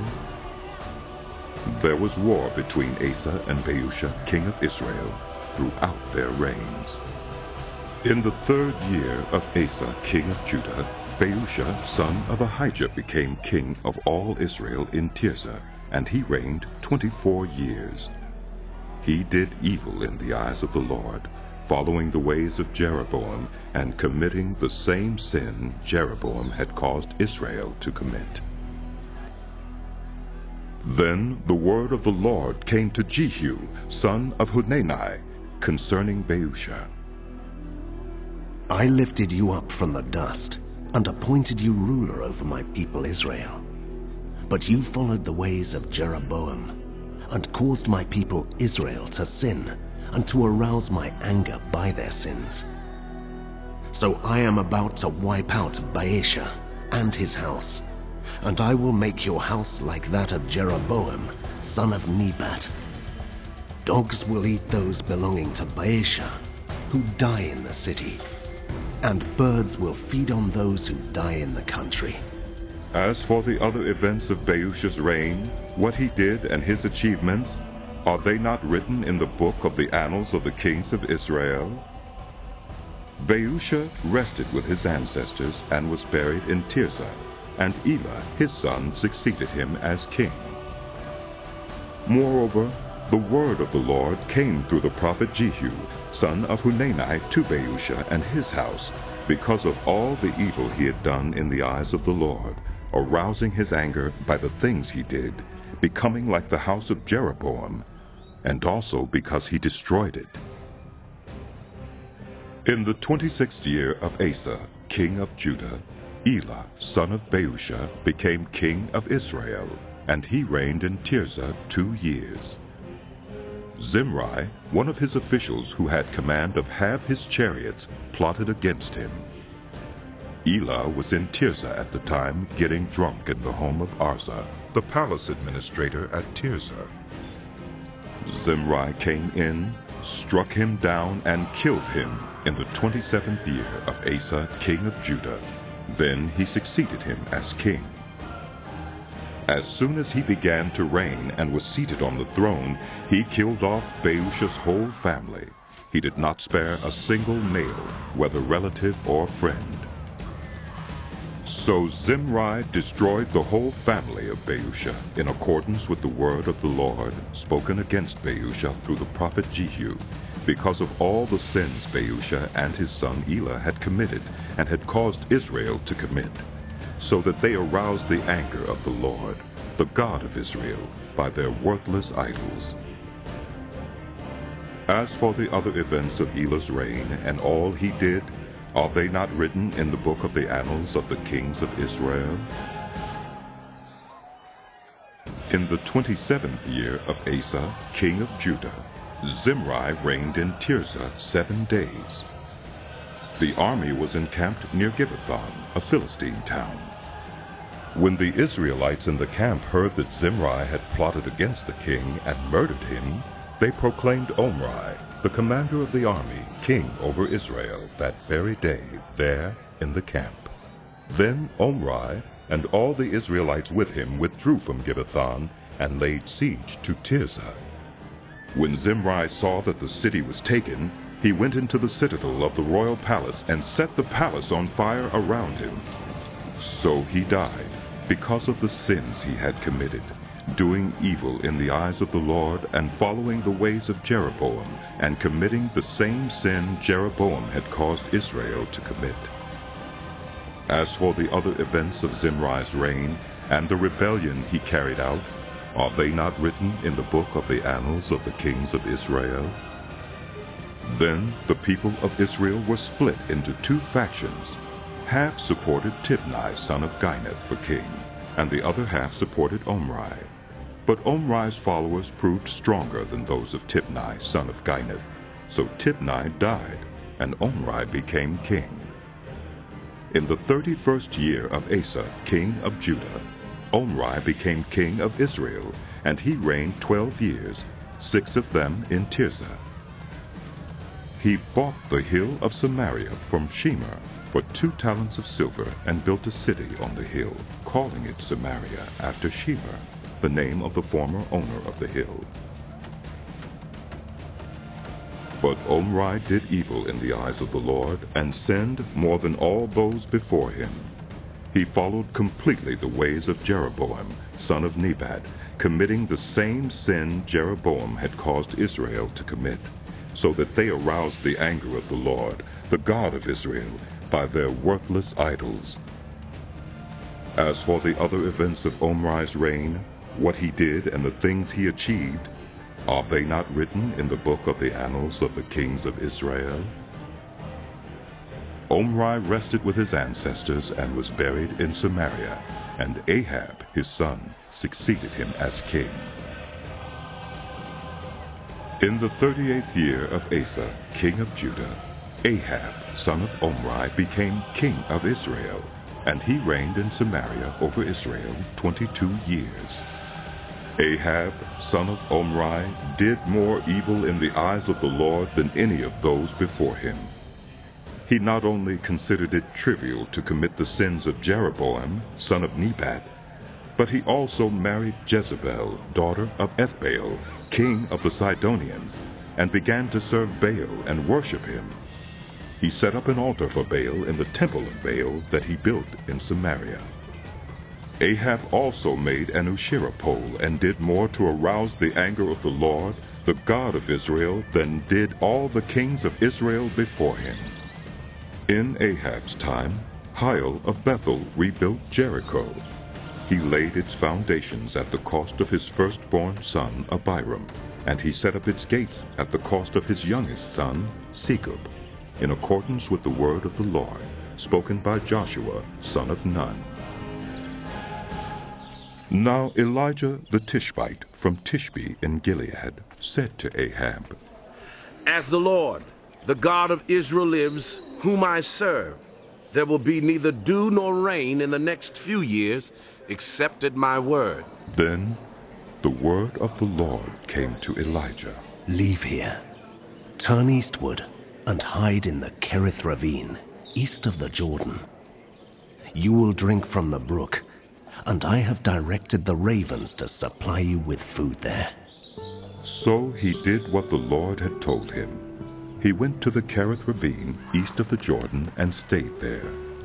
The ravens brought him bread and meat in the morning, and bread and meat in the evening, and he drank from the brook. Some time later, the brook dried up because there had been no rain in the land. Then the word of the Lord came to him. Go at once to Zarephath in the region of Sidon, and stay there. I have directed a widow there to supply you with food. So he went to Zarephath. When he came to the town gate, a widow was there gathering sticks.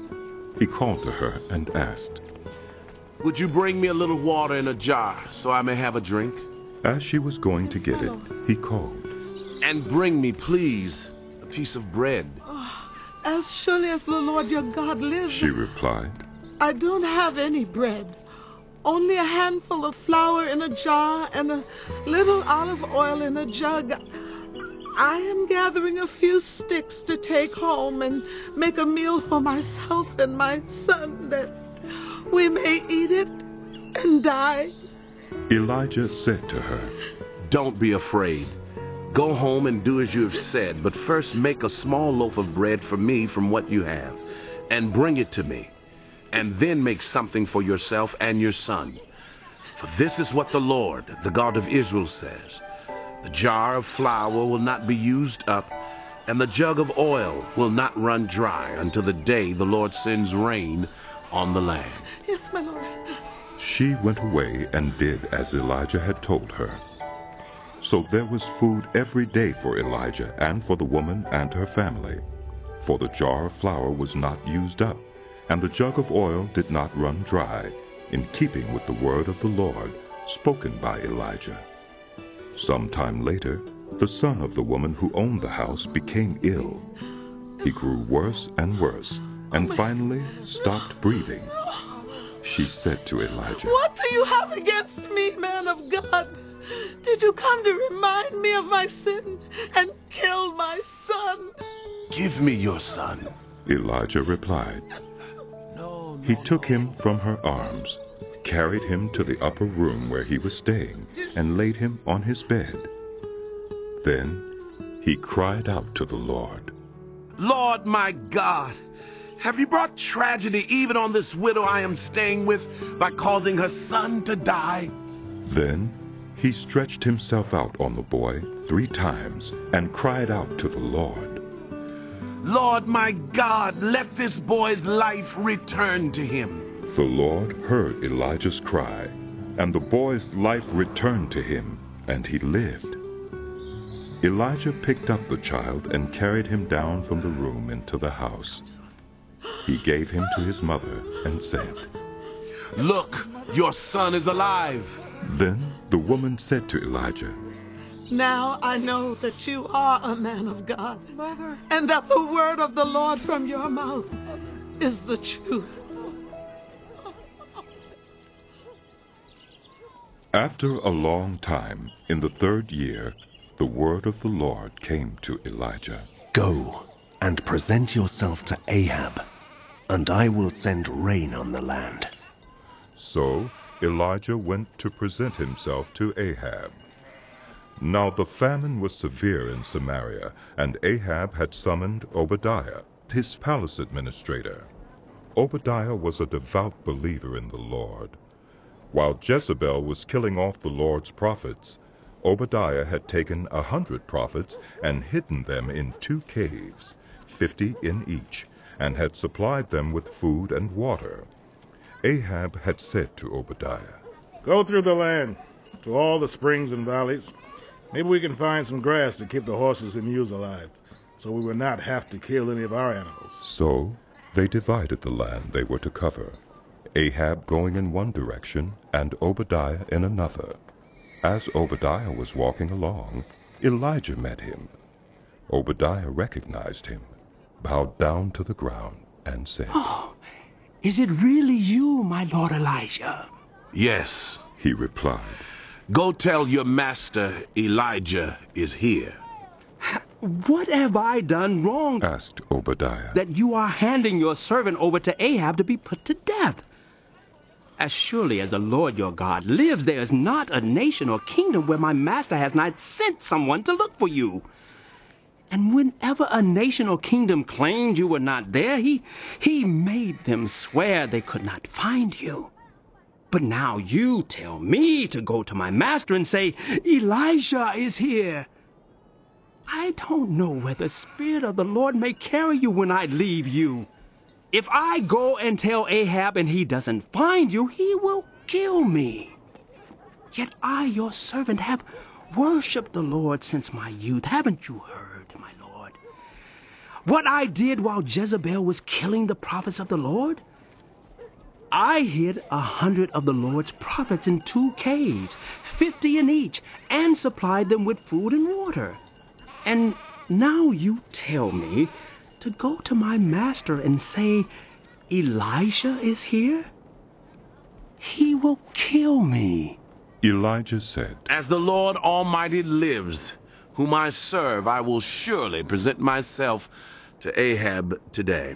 So Obadiah went to meet Ahab and told him, and Ahab went to meet Elijah. When he saw Elijah, he said to him, Is that you troubler of Israel? I have not made trouble for Israel, Elijah replied, but you and your father's family have. You have abandoned the Lord's commands and have followed the Baals. Now summon the people from all over Israel to meet me on Mount Carmel, and bring the 450 prophets of Baal and the 400 prophets of Asherah who eat at Jezebel's table. So Ahab sent word throughout all Israel and assembled the prophets on Mount Carmel. Elijah went before the people and said, How long will you waver between two opinions? If the Lord is God, follow him. But if Baal is God, follow him. But the people said nothing. Then Elijah said to them, I am the only one of the Lord's prophets left, but Baal has 450 prophets. Get 2 bulls for us. Let Baal's prophets choose one for themselves, and let them cut it into pieces and put it on the wood, but not set fire to it. I will prepare the other bull and put it on the wood, but not set fire to it. Then you call on the name of your God, and I will call on the name of the Lord. The God who answers by fire, he is God. Then all the people said, What you say is good. Elijah said to the prophets of Baal, Choose one of the bulls and prepare it first, since there are so many of you. Call on the name of your God, but do not light the fire. So they took the bull given them and prepared it. Then they called on the name of Baal from morning till noon. Baal, answer us! They shouted, but there was no response. No one answered, and they danced around the altar they had made. At noon, Elijah began to taunt them. Shout louder, he said. Surely he is a god. Perhaps he's deep in thought or busy or traveling. Maybe he's sleeping and must be awakened. So they shouted louder and slashed themselves with swords and spears, as was their custom, until their blood flowed. Midday passed, and they continued their frantic prophesying until the time for the evening sacrifice. But there was no response. No one answered. No one paid attention. Then Elijah said to all the people, Come here to me. They came to him, and he repaired the altar of the Lord which had been torn down. Elijah took 12 stones, one for each of the tribes descended from Jacob, to whom the word of the Lord had come, saying, Your name shall be Israel. With the stones he built an altar in the name of the Lord, and he dug a trench around it large enough to hold 2 seahs of seed. He arranged the wood, cut the bull into pieces, and laid it on the wood. Then he said to them, Fill 4 large jars with water and pour it on the offering and on the wood. Do it again, he said, and they did it again. Do it a 3rd time. He ordered, and they did it the 3rd time. The water ran down around the altar and even filled the trench. At the time of sacrifice, the prophet Elijah stepped forward and prayed, Lord, the God of Abraham, Isaac, and Israel, let it be known today that you are God in Israel, and that I am your servant, and have done all these things at your command. Answer me, Lord.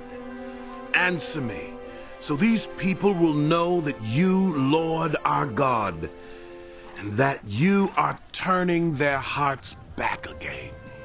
Then the fire of the Lord fell and burned up the sacrifice, the wood, the stones, and the soil, and also licked up the water in the trench. When all the people saw this, they fell prostrate and cried, The Lord! He is God! The Lord! He is God! Then Elijah commanded them, Seize the prophets of Baal. Don't let anyone get away. They seized them, and Elijah had them brought down to the Kishon Valley and slaughtered there. And Elijah said to Ahab, Go, eat and drink, for there's the sound of a heavy rain. So Ahab went off to eat and drink. But Elijah climbed to the top of Carmel, bent down to the ground, and put his face between his knees. Go and look toward the sea, he told his servant, and he went up and looked. There is nothing there, he said. 7 times Elijah said, Go back. The 7th time the servant reported, A cloud as small as a man's hand is rising from the sea. So Elijah said, Go and tell Ahab, hitch up your chariot and go down before the rain stops you. Meanwhile, the sky grew black with clouds, the wind rose, a heavy rain started falling, and Ahab rode off to Jezreel. The power of the Lord came on Elijah, and tucking his cloak into his belt, he ran ahead of Ahab all the way to Jezreel.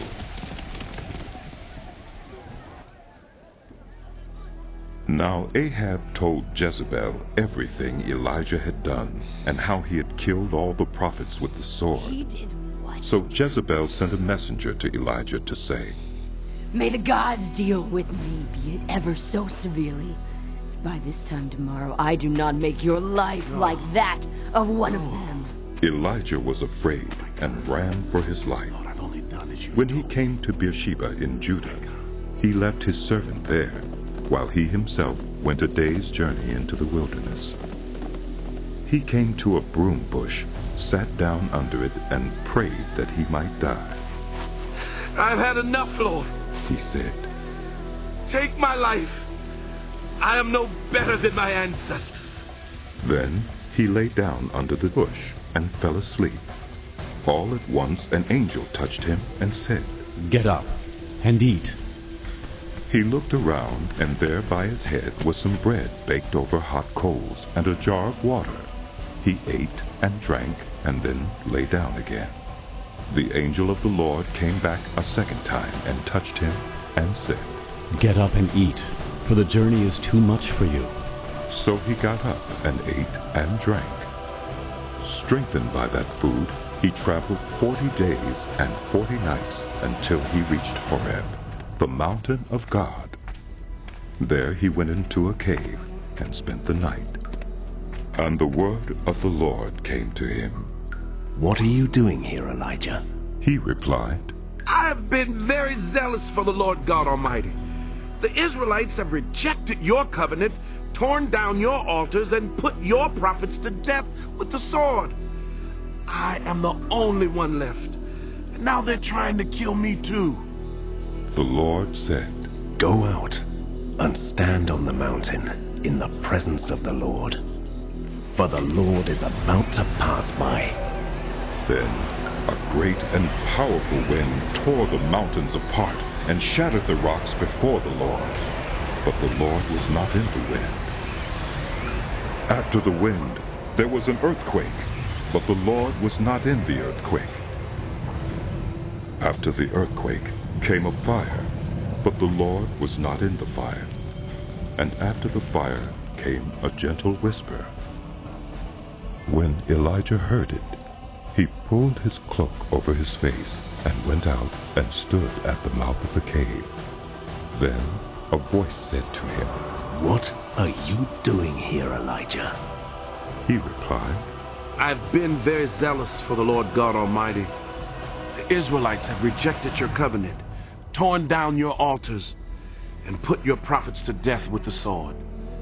I am the only one left, and now they're trying to kill me too. The Lord said to him, Go back the way you came, and go to the desert of Damascus.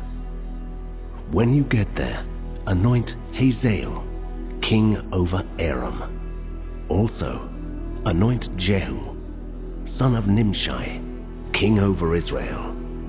And anoint Elisha, son of Shaphat, from Abel-Meholah to succeed you as prophet. Jehu will put to death any who escape the sword of Hazael, and Elisha will put to death any who escape the sword of Jehu. Yet I reserve 7,000 in Israel, all whose knees have not bowed down to Baal, and whose mouths have not kissed him. So Elijah went from there and found Elisha, son of Shaphat. He was plowing with 12 yoke of oxen, and he himself was driving the 12th pair. Elijah went up to him and threw his cloak around him. Elisha then left his oxen and ran after Elijah.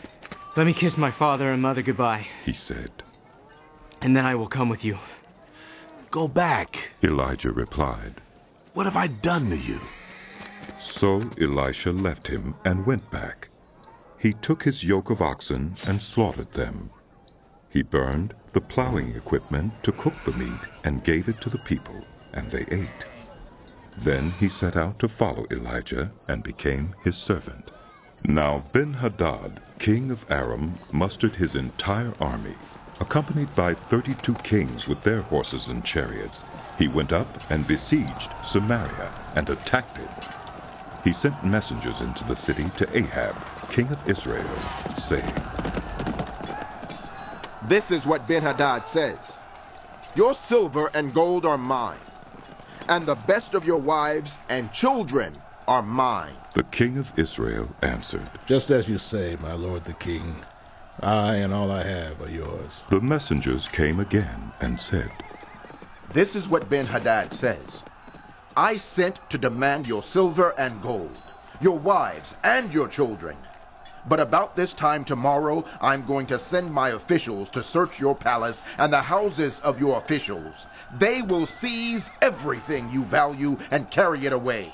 The king of Israel summoned all the elders of the land and said to them, "See how this man is looking for trouble? When he sent for my wives and my children, my silver and my gold, I did not refuse him." The elders and the people all answered, "Don't listen to him or agree to his demands." So he replied to Ben-Hadad's messengers, "Tell my lord the king, your servant will do all you demanded the first time, but this demand I cannot meet." They left and took the answer back to Ben-Hadad. Then Ben-Hadad sent another message to Ahab. "May the gods deal with me, be it ever so severely, if enough dust remains in Samaria to give each of my men a handful."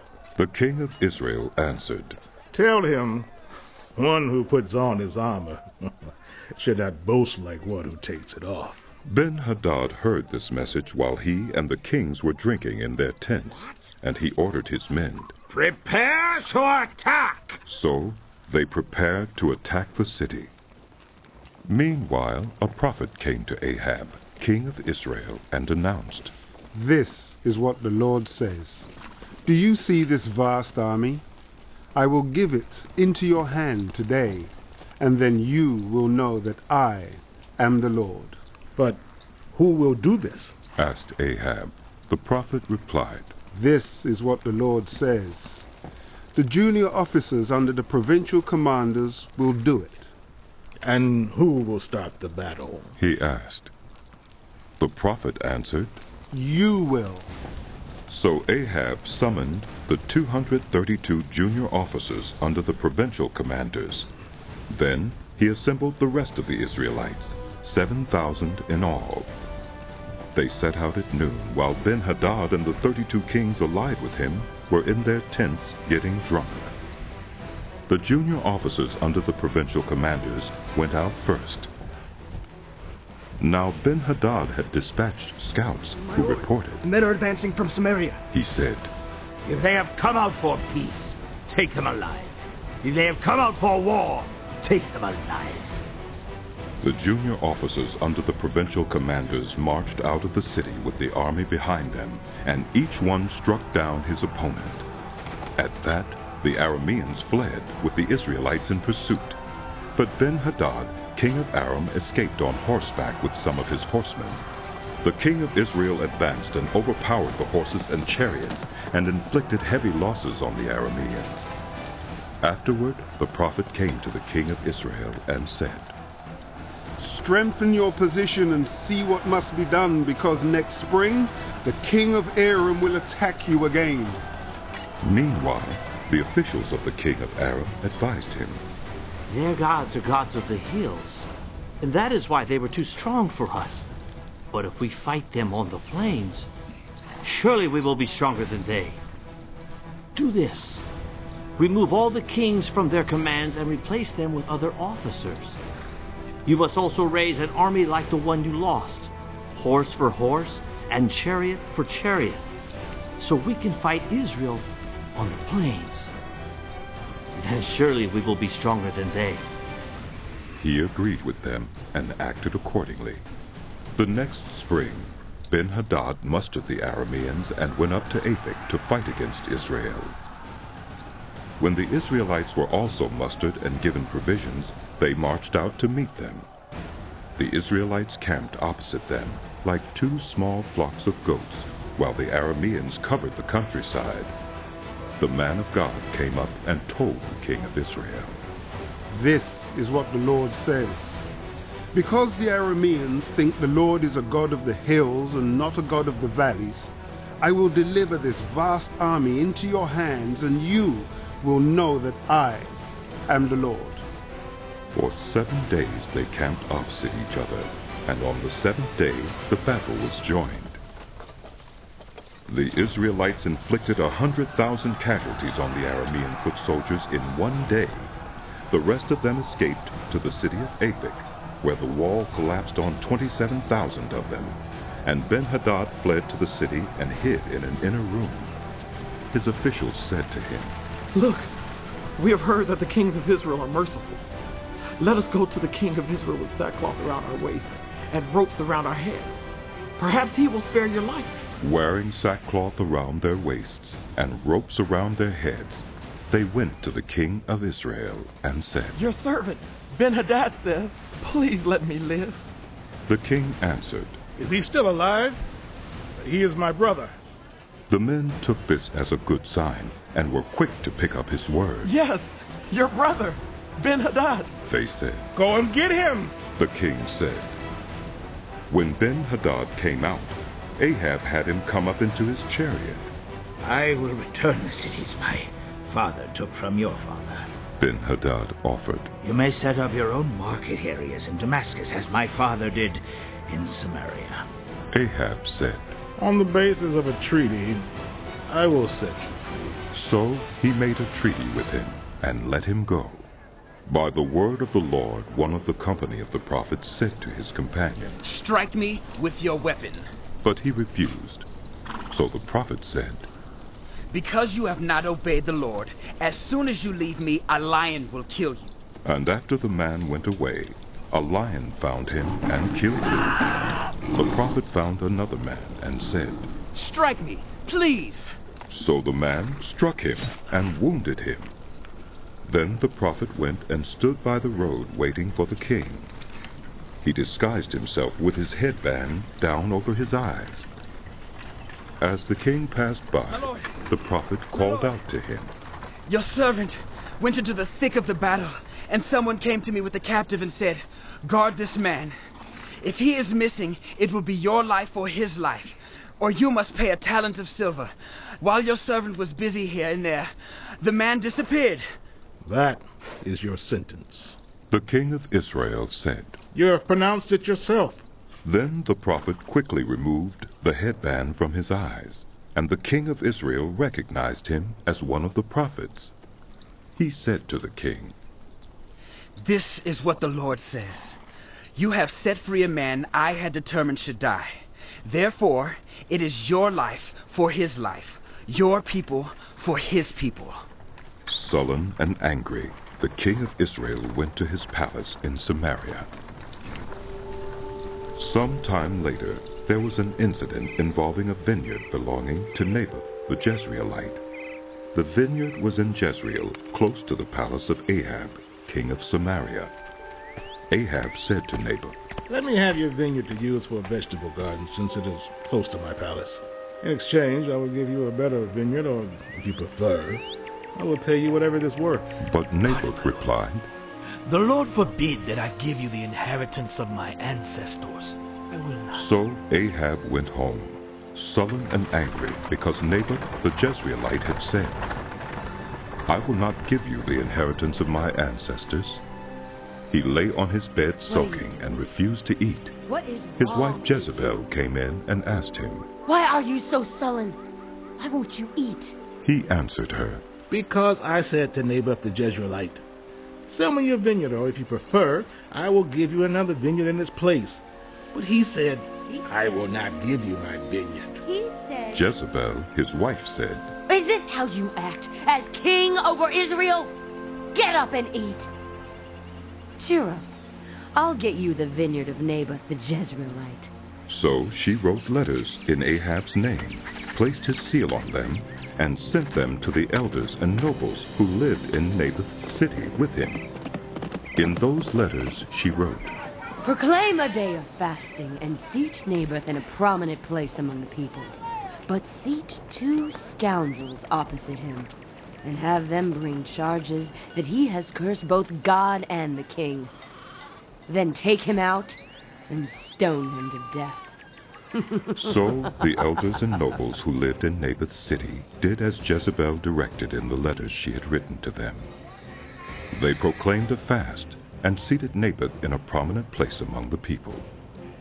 Then 2 scoundrels came and sat opposite him, and brought charges against Naboth before the people, saying, Naboth has cursed both God and the king. So they took him outside the city and stoned him to death. Then they sent word to Jezebel. Naboth has been stoned to death. As soon as Jezebel heard that Naboth had been stoned to death, she said to Ahab, Get up and take possession of the vineyard of Naboth the Jezreelite that he refused to sell you. He is no longer alive, but dead. When Ahab heard that Naboth was dead, he got up and went down to take possession of Naboth's vineyard. Then the word of the Lord came to Elijah the Tishbite. Go down to meet Ahab, king of Israel, who rules in Samaria. He is now in Naboth's vineyard, where he has gone to take possession of it. Say to him, This is what the Lord says. Have you not murdered a man and seized his property? Then say to him, This is what the Lord says. In the place where dogs licked up Naboth's blood, dogs will lick up your blood. Yes, yours. Ahab said to Elijah, So, you have found me, my enemy. I have found you, he answered. Because you have sold yourself to do evil in the eyes of the Lord. He says, I am going to bring disaster on you. I will wipe out your descendants and cut off from Ahab every last male in Israel, slave or free. I will make your house like that of Jeroboam, son of Nebat, and that of Baasha, son of Ahijah, because you have aroused my anger and have caused Israel to sin. And also concerning Jezebel, the Lord says, Dogs will devour Jezebel by the wall of Jezreel. Dogs will eat those belonging to Ahab who die in the city, and the birds will feed on those who die in the country. There was never anyone like Ahab who sold himself to do evil in the eyes of the Lord, urged on by Jezebel, his wife. He behaved in the vilest manner by going after idols, like the Amorites the Lord drove out before Israel. When Ahab heard these words, he tore his clothes, put on sackcloth, and fasted. He lay in sackcloth and went around meekly. Then the word of the Lord came to Elijah the Tishbite. Have you noticed how Ahab has humbled himself before me? Because he has humbled himself, I will not bring this disaster in his day, but I will bring it on his house in the days of his son. For 3 years there was no war between Aram and Israel. But in the 3rd year, Jehoshaphat, king of Judah, went down to see the king of Israel. The king of Israel had said to his officials, Don't you know that Ramoth-Gilead belongs to us, and yet we are doing nothing to retake it from the king of Aram? So he asked Jehoshaphat, Will you go with me to fight against Ramoth-Gilead? Jehoshaphat replied to the king of Israel, I am as you are, my people as your people, my horses as your horses. But Jehoshaphat also said to the king of Israel, First, seek the counsel of the Lord.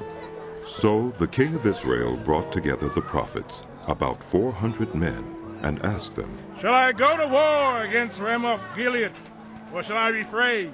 Go, they answered, for the Lord will give it into the king's hand. But Jehoshaphat asked, Is there no longer a prophet of the Lord here whom we can inquire of? The king of Israel answered Jehoshaphat, There is still one prophet through whom we can inquire of the Lord. But I hate him because he never prophesies anything good about me, but always bad. He is Micaiah, son of Imlah. The king should not say such a thing. Jehoshaphat replied. So the king of Israel called one of his officials and said, Bring Micaiah, son of Imlah, at once. Dressed in their royal robes, the king of Israel and Jehoshaphat, king of Judah, were sitting on their thrones at the threshing floor by the entrance of the gate of Samaria, with all the prophets prophesying before them. Now Zedekiah, son of Kenaunah, had made iron horns, and he declared, This is what the Lord says. With these you will gore the Arameans until they are destroyed. All the other prophets were prophesying the same thing. Attack Ramoth Gilead and be victorious. They said, For the Lord will give it into the king's hand. The messenger who had gone to summon Micaiah My lord said the to king, him, Look, the other prophets without exception are predicting success for the king. Let your word agree with theirs, and speak favorably. But Micaiah said, As surely as the Lord lives, I can tell him only what the Lord tells me. When he arrived, the king asked him, Micaiah, shall we go to war against Ramoth Gilead or not? Attack and be victorious. He answered, For the Lord will give it into the king's hand. The king said to him, How many times must I make you swear to tell me nothing but the truth in the name of the Lord? Then Micaiah answered, I saw all Israel scattered on the hills like sheep without a shepherd. And the Lord said, These people have no master. Let each one go home in peace. The king of Israel said to Jehoshaphat, Didn't I tell you that he never prophesies anything good about me, but only bad? Micaiah continued, Therefore hear the word of the Lord. I saw the Lord sitting on his throne, with all the multitudes of heaven standing around him on his right and on his left. And the Lord said, Who will entice Ahab into attacking Ramoth Gilead and going to his death there? One suggested this, and another that. Finally a spirit came forward, stood before the Lord and said, I will entice him. By what means? The Lord asked. I will go out and be a deceiving spirit in the mouths of all his prophets, he said. You will succeed in enticing him, said the Lord. Go and do it. So now the Lord has put a deceiving spirit in the mouths of all these prophets of yours. The Lord has decreed disaster for you. Then Zedekiah, son of Kenaunah, went up and slapped Micaiah in the face. Which way did the Spirit from the Lord go when he went from me to speak to you? He asked. Micaiah replied, You will find out on the day you go to hide in an inner room. The king of Israel then ordered, Take Micaiah and send him back to Ammon, the ruler of the city, and to Joash the king's son, and say, This is what the king says. Put this fellow in prison and give him nothing but bread and water until I return safely. Micaiah declared, If you ever return safely, the Lord has not spoken through me. Then he added, Mark my words, all you people. So the king of Israel and Jehoshaphat, king of Judah, went up to Ramoth Gilead. The king of Israel said to Jehoshaphat, I will enter the battle in disguise, but you wear your royal robes. So the king of Israel disguised himself and went into battle. Now the king of Aram had ordered his 32 chariot commanders, Do not fight with anyone, small or great, except the king of Israel. When the chariot commanders saw Jehoshaphat, they thought, Surely this is the king of Israel. So they turned to attack him. But when Jehoshaphat cried out, the chariot commanders saw that he was not the king of Israel, and stopped pursuing him. But someone threw his bow at random and hit the king of Israel between the sections of his armor. The king told his chariot driver, Wheel around and get me out of the fighting. I've been wounded. All day long the battle raged, and the king was propped up in his chariot facing the Arameans. The blood from his wound ran onto the floor of the chariot, and that evening he died. As the sun was setting, a cry spread through the army. Every man man to his town! Every man to his land! So the king died and was brought to Samaria, and they buried him there. They washed the chariot at a pool in Samaria where the prostitutes bathed, and the dogs licked up his blood, as the word of the Lord had declared. As for the other events of Ahab's reign, including all he did, the palace he built and adorned with ivory, and the cities he fortified, are they not written in the book of the annals of the kings of Israel? Ahab rested with his ancestors, and Ahaziah his son succeeded him as king. Jehoshaphat, son of Asa, became king of Judah in the 4th year of Ahab, king of Israel.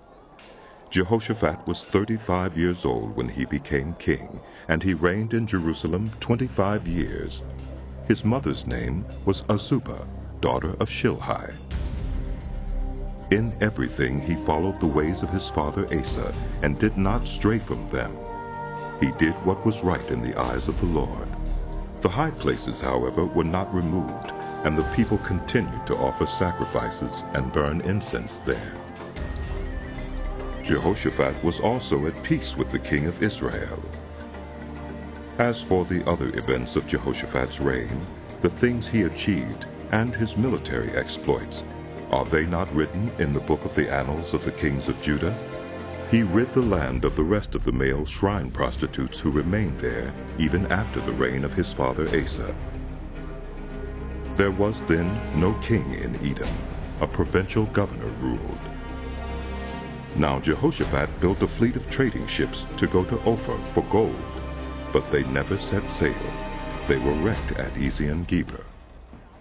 At that time, Ahaziah, son of Ahab, said to Jehoshaphat, "Let my men sail with yours."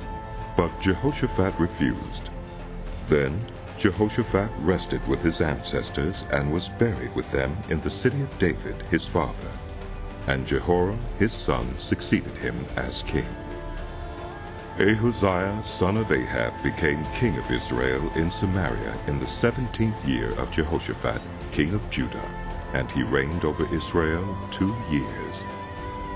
He did evil in the eyes of the Lord, because he followed the ways of his father and mother, and of Jeroboam, son of Nebat, who caused Israel to sin.